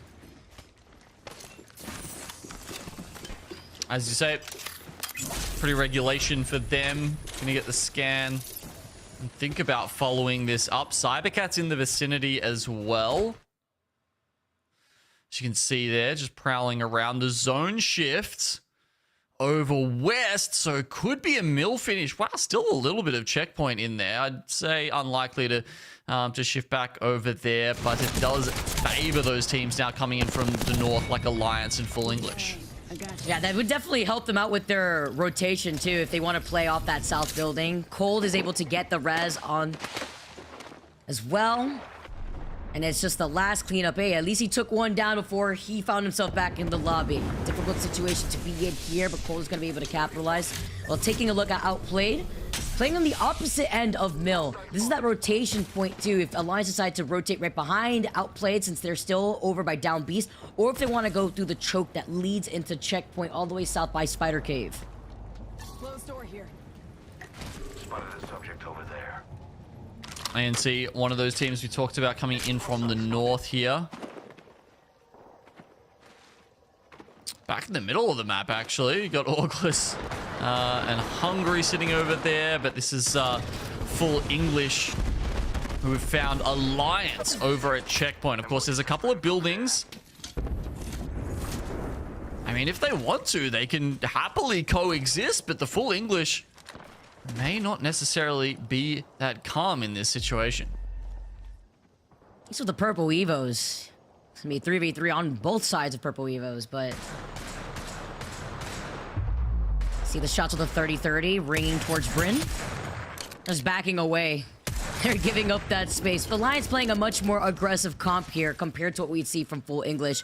Makes sense for them to just get right back into the building. But they're gonna be able to consistently put in some extra pressure if they try to approach this. And he's got the Havoc with the Gold Mag and Turbo.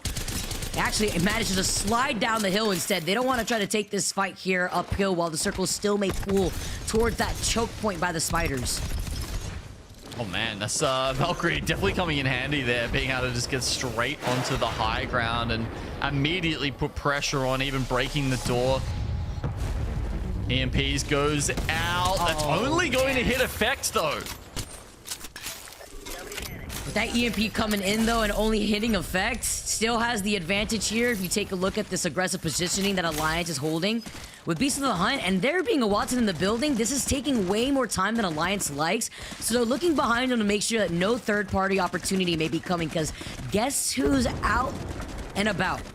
It's ALGS and Hungry making their rotate from Cascade through the bunker and right towards Full English. So that was a good call on Alliance just to back away and get some more information if they can scan that survey beacon. I mean, this is what I talked about with, there's multiple buildings here, right? You can coexist if you wish to. They've spotted out Full English down the bottom already, but yeah, as you say, Alliance potentially looking for some of that information further into the ring. Checkpoint with all the beacons you could possibly want as the zone shifts downward. They're pinging Alliance. Takes some shots, activates Beast of the Hunt. That's what they're talking about. And they're separated because they see the scan up above them. The smoke comes in, so is the creeping barrage. Tyler tries to get into position with the Mozambique. You'd think it's April Fool's from 2 years ago. Nope, it's just the Mozam ringing through, and they find effect first. They're running into this next circle to see if they can try to rotate around, but this was just unlucky timing from Alliance. They pulled away, and Orglis and Hungry rotated around Full English, which actually may allow Full English to go in for a third party or gatekeep Orglis if they can, or they just may settle down in those buildings and not even partake in the fight. Okay, so as you can see, the zone has shifted south here. I think that was a fantastic point, Vicky, about the survey beacon. That was, you know, it's hard to get certainty about where the team members are from an enemy team, but they knew that they were split because of that. Teams who are sitting within Mill are obviously going to be pretty good. We're going to get a bit of a crush here from the south side. There's quite a few teams down there who are playing Bean and kind of hoping that was going to be where we ended up. So ExoClan, Passion, LVH, and 40% Worse are all going to have to run uphill, and honestly, it will be an uphill battle for them to make it into this next zone. So hard on that south side, too. We're talking about running uphill on the other side of Aceto, but even closer to that armory, too. You take a look at Graceful popping off with the bow check in the feed. Gets the dirty, too, onto Alonzi. Orglis and Hungry now creep their way. It's Redragon meeting them on the other side by this building. Not Full English that are holding that more low ground building closer to Spider Caves. E6 are waiting on the outskirts of that fight too, so 4 squads just in that northern circle once this next circle closes in as it is right now, and where that next circle is going to be revealed for the squads that do not have that circle beacon.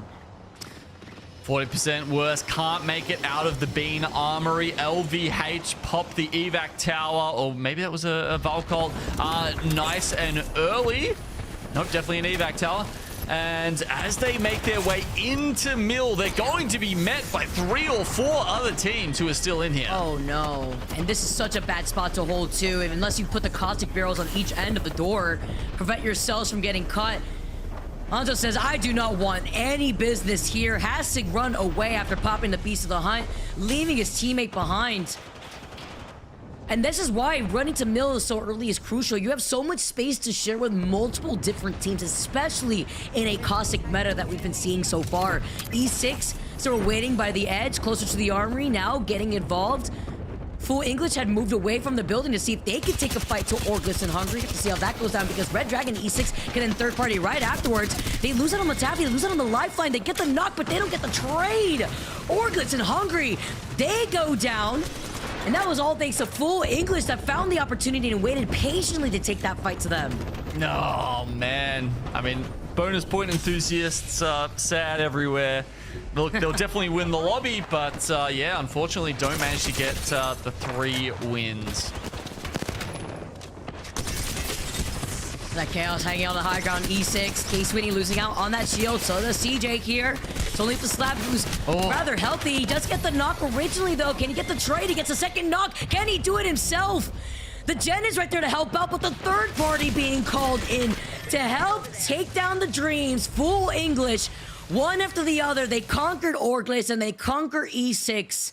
Cole and the feed get eliminated right afterwards. And now Full English get this entire side of the circle to themselves. Yeah, incredible timing from the Full English. They're going in with the EMP just to finish off any remaining shields. Not that the teams really had any by the time that the Full English got there. I mean, they could have stayed down the bottom, right, Vicky? They could have played that bottom house and just waited for other teams to rotate past them. Instead, they take the initiative. They go up and they grab a whole bunch of kills for their troubles. Really shows you how patience paid off for them too, whether they wanted to stay in that building or capitalize off of a team that could have third-partied them later if that squad had finished fighting above them.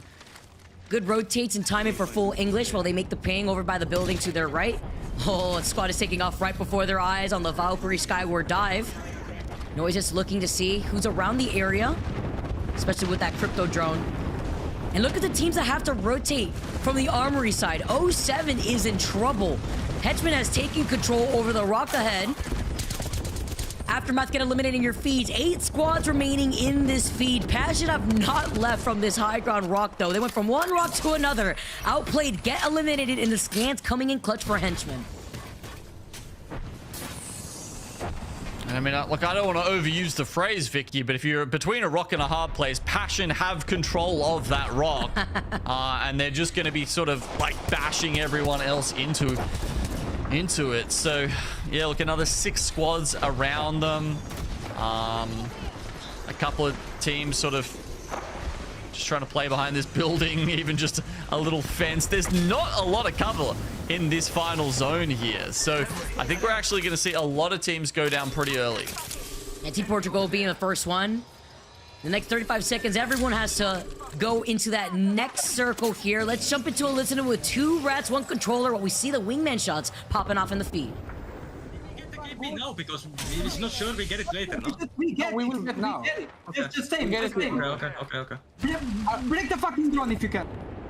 No, I cannot. I will bangle the left side and smoke the house. Yeah, they're moving up. And it's all good. They're in the dog position. We are safe. We just need to hug left. Just hug left. Get there if you can. Hug left. Complete safe. I have EMP. Complete safe. Chill. I can EMP these guys. I cracked one. Yeah, you should do it. I bangled them. I'm gonna go. Nice. Chill, I'm waiting. I'm gonna EMP now and we kill them. Go. Oh, Missy. Look at this. They're all fucked. Left side. Swing left. All you, Missy. Crack, go stick. The Passion, while they try to swing on the squad right to their left, they lose out onto Iraka, as forced to slide down the hill, take some cover by the rocks.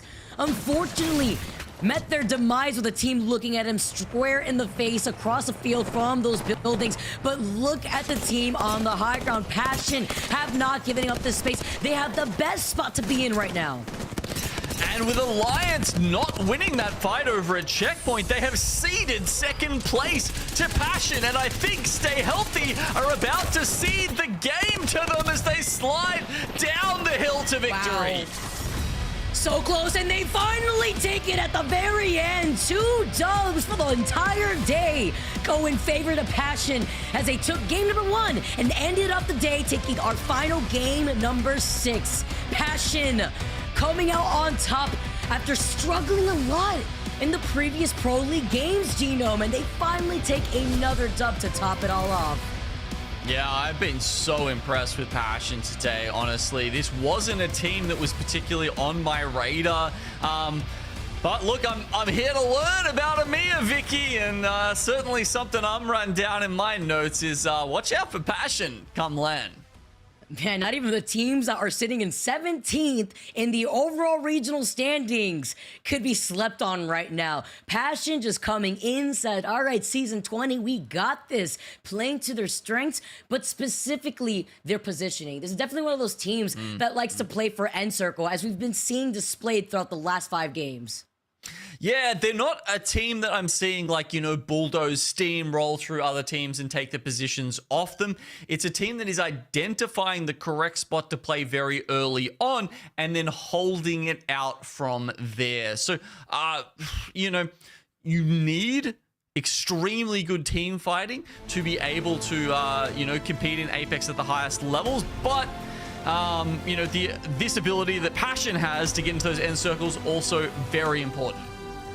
I mean, and they did it with 11 KP to their name. That's with Passion, who took an evac tower from the survey beacon side, closer outside the armory to the south side of the hill, leaving out Aceto, to then the rock side, and then get on top of the other rock to the right, and they just mowed down the rest of the lobby that was in such a bad position. Bangalore smoke or not, they secure first place, 11 kills, even looking down at full English. Yeah. They took out the Titans that were orgless and hungry, and great timing on when to nitpick and choose their fights.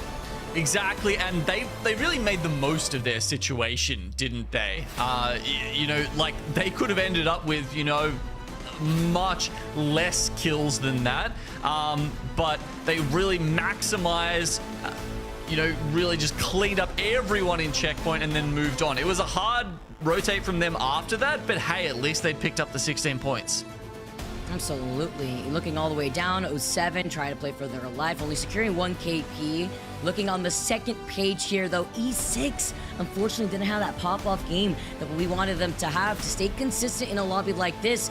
They fall down here in 12, and we're able to get at least 2 KP, but I felt like a lot of these teams, even looking at Cold with 4 KP, had ended up falling in the middle of those rotates, unfortunately just getting caught with a lot of third parties. Yeah, unfortunately, if it had been a bean circle, I think Cole would have been in a sick position, but yeah, not to be. Either way, really fun way to close out the series here today. We almost had the bonus point being added. It was just this close, but those fights on the edge that just did not go OAH's way. We saw some really strong consistency, like you guys were saying, though, out of the likes of Passion. I mean, there were teams today that needed to step up.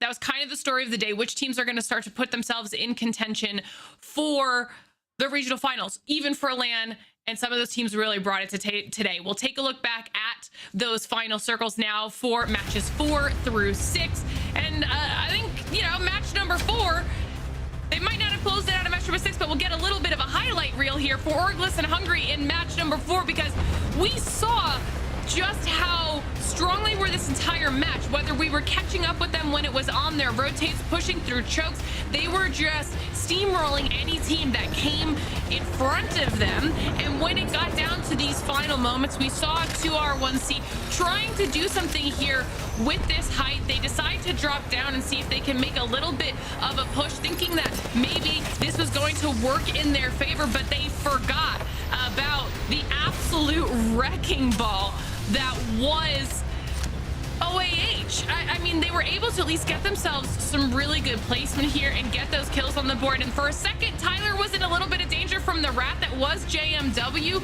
but they were able to clear him out, then own that side of the zone. And once they had all of that space cleared out, all they had to do was wait.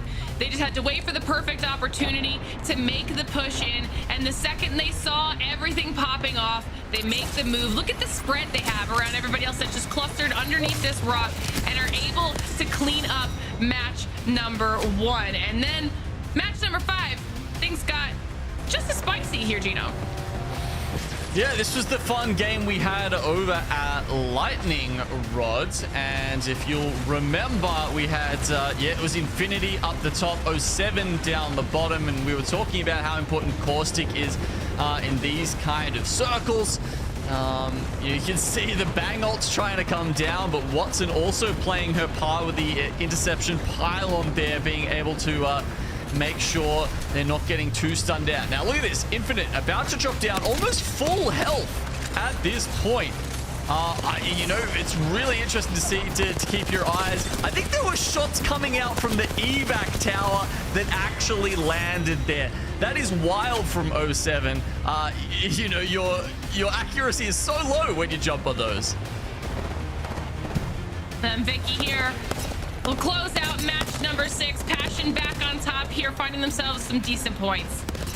Yeah, they started the day strong and they ended the day strong, and it was with heavy KP. Even with game number 1, they won with 7 KP, but here with 11 KP to clean up the rest of the lobby was something else. I mean, they didn't have to give up the high ground whatsoever, and nobody else had any way to actually contest them there without getting shot from every angle. So great showing from Passion, and also the consistency to always be within that top 5 if they had that chance. Yeah, that was massive for them, and you can see what it did when it comes to these series results. ALGS and Hungry with 91 points in that first place position, but Passion not that far behind. 70 points is a phenomenal day here, Gino. Yeah, exactly. Finishing off with 45 placement points. That is a ridiculous stat line there. I mean, we'll have to go check out what their average placement was for the entire series later, but you know, they were lagging behind a lot of other teams on, or some other teams on kills, but it was just that consistent game plan that got them through this. The way that they really find themselves in these end circles was second to none today. Meanwhile, I'm looking at these series results, and it's huge for the likes of ExoClan. They were one of those teams that we had looked at that was kind of in the bottom 10 heading into today. We talked about how those teams really needed to step up, Vicky, and they put themselves in 8th on the day. Absolutely, yeah. A lot of the teams that we were taking a look at to see if they could stay performing were absolutely able to step up. Even looking at cybercats, we're talking about their consistency, still staying in that top 10 is important for them to try to break through that barrier because they're finding themselves in that border between 7th and 8th, and that is just no man's land territory. You do not want to hang out there because you never know what could happen for a lot of these other teams that may find their pop-off days. Well, we'll see just how much these series results impact our overall standings as we now get a look at what happened to Orglis and Hungry. There now only 9 points behind. I mean, this Aurora was so far ahead of everybody, Genome, coming into today, and Orglis and Hungry has just completely shut that gap down. They've completely shrunk it. Of course, but you've essentially got the asterisk on your screen there, right? It says, series played, so Aurora still have a chance to get to essentially reopen that lead, and I imagine that they will because the lowest placement they've had so far is 2nd. That is a stat. Dang. And not to mention, though, Vicky, we talked about this at the top of the show. Our teams, if we're looking all the way forward to playoffs and LAN, they're trying to get around the 90-point threshold to secure their spot to be able to play there. And Orglis and Hungry has essentially done that. Absolutely. The magic number that you want to be in right now, so that way you could have the opportunity to either participate in that regional final or be able to find yourself at a pretty decent spot in playoffs here. So a lot of these teams just aiming to make sure that they could either stay consistent or go above and beyond for the other squads. Like today, that were on the bottom end of the overall standings, now slowly crawling their way up, as you can see here.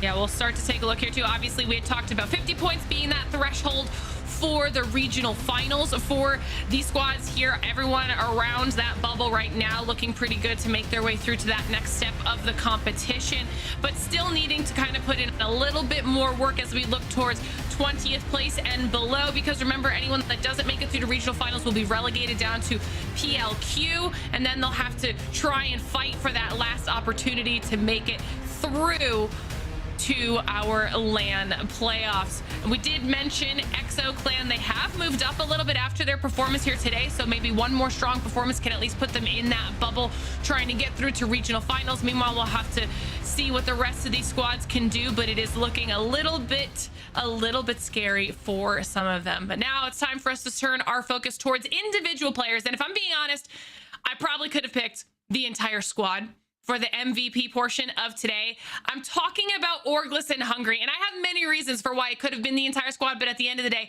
I had to go with Tyler. All right, there's lots to talk about for these teams, specifically the fact that while Tyler was the kill leader all day, and while he did end up with 21 kills, which is the EMEA record for this split on a single match day for individual kills, it wasn't just Tyler putting in the work. Matafe had the most assists, kinda had the most damage, which we heard Vicky mention as well when we were looking at those kill leaderboards.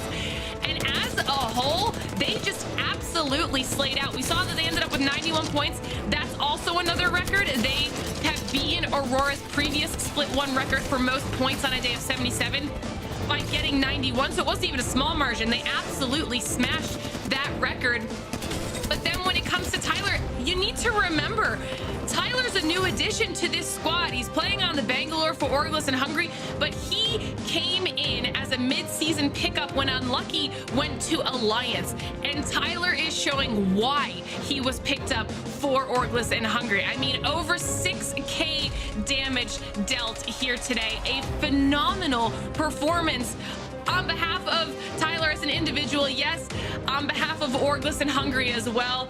On the whole, the back-to-back 15 kill wins into a 12 kill third place finish. They were just unstoppable here today. So for me, it had to be Tyler for the MVP, but we also have an opportunity here to talk to Matafe from the squad. If I'm not mistaken, I believe should be ready to go.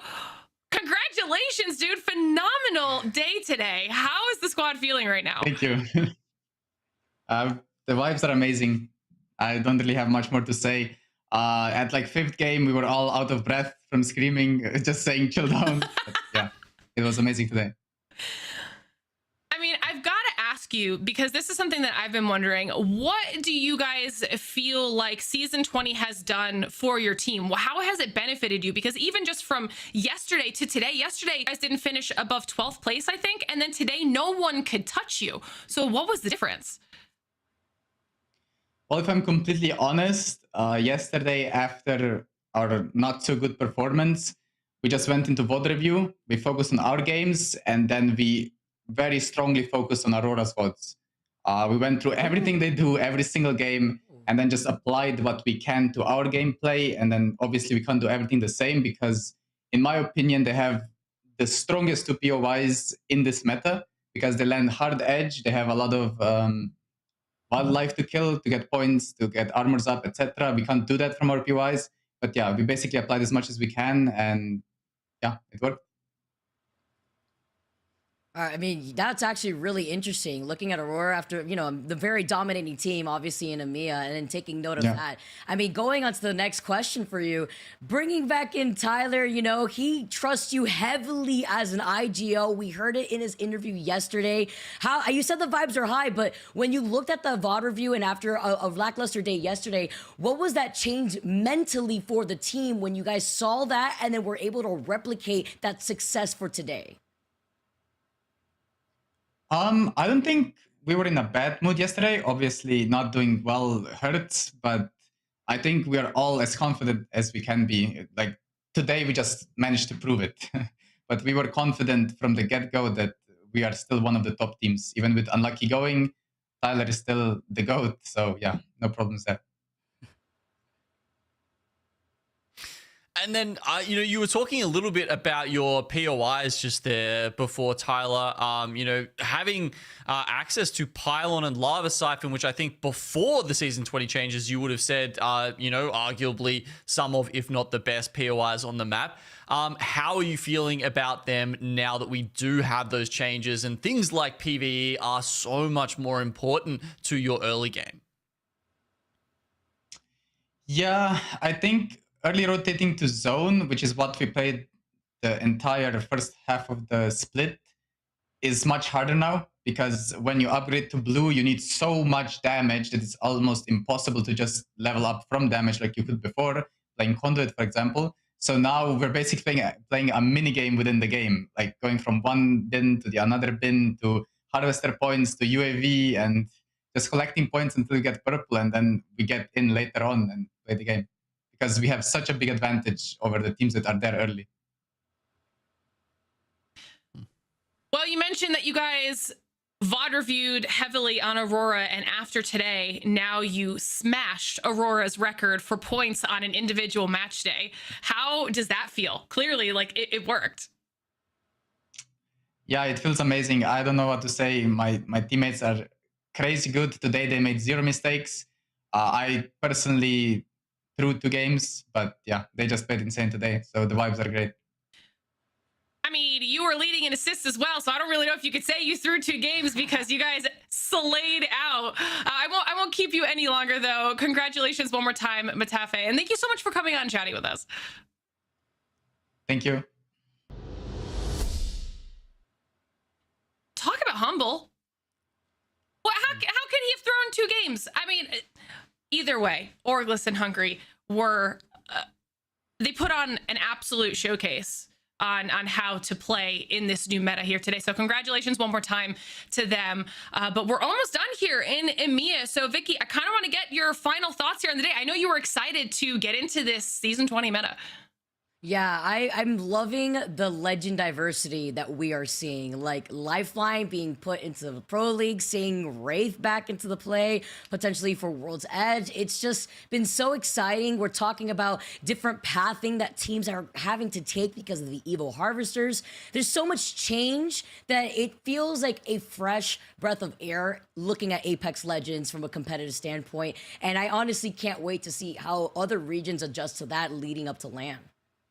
Gina, it was your first time with us.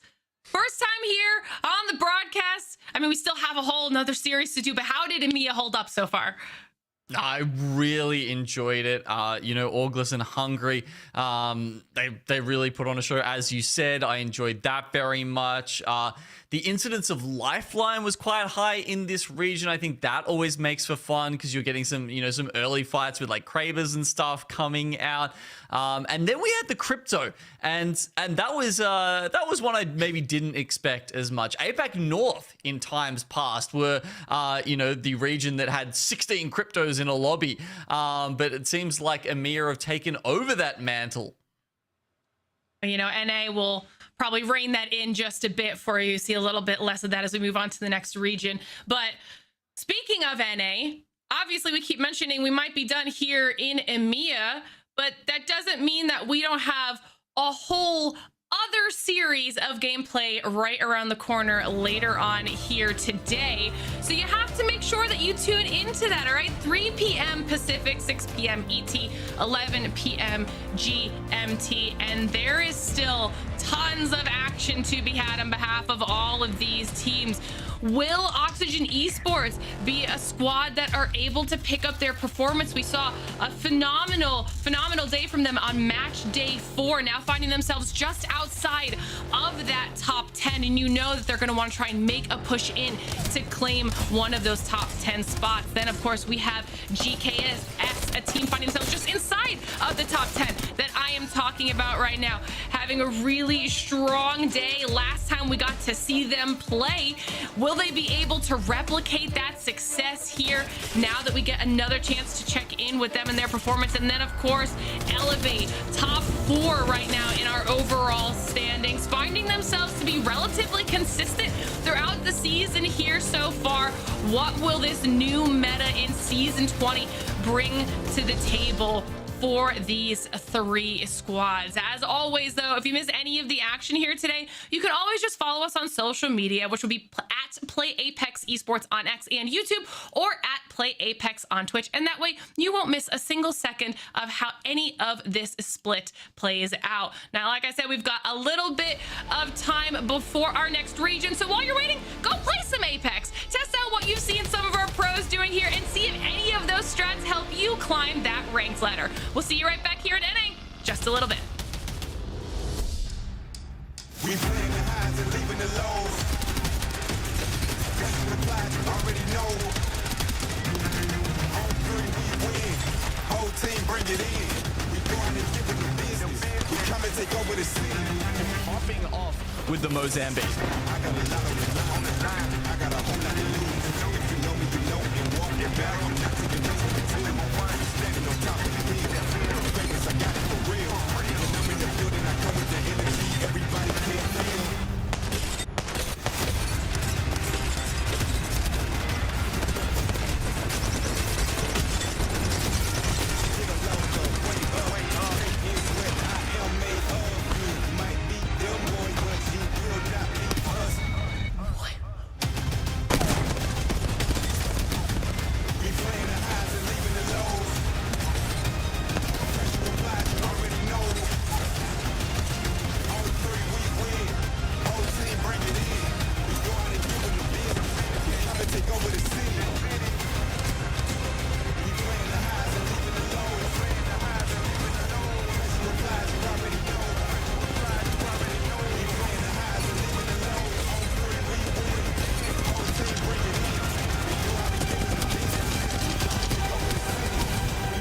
To run.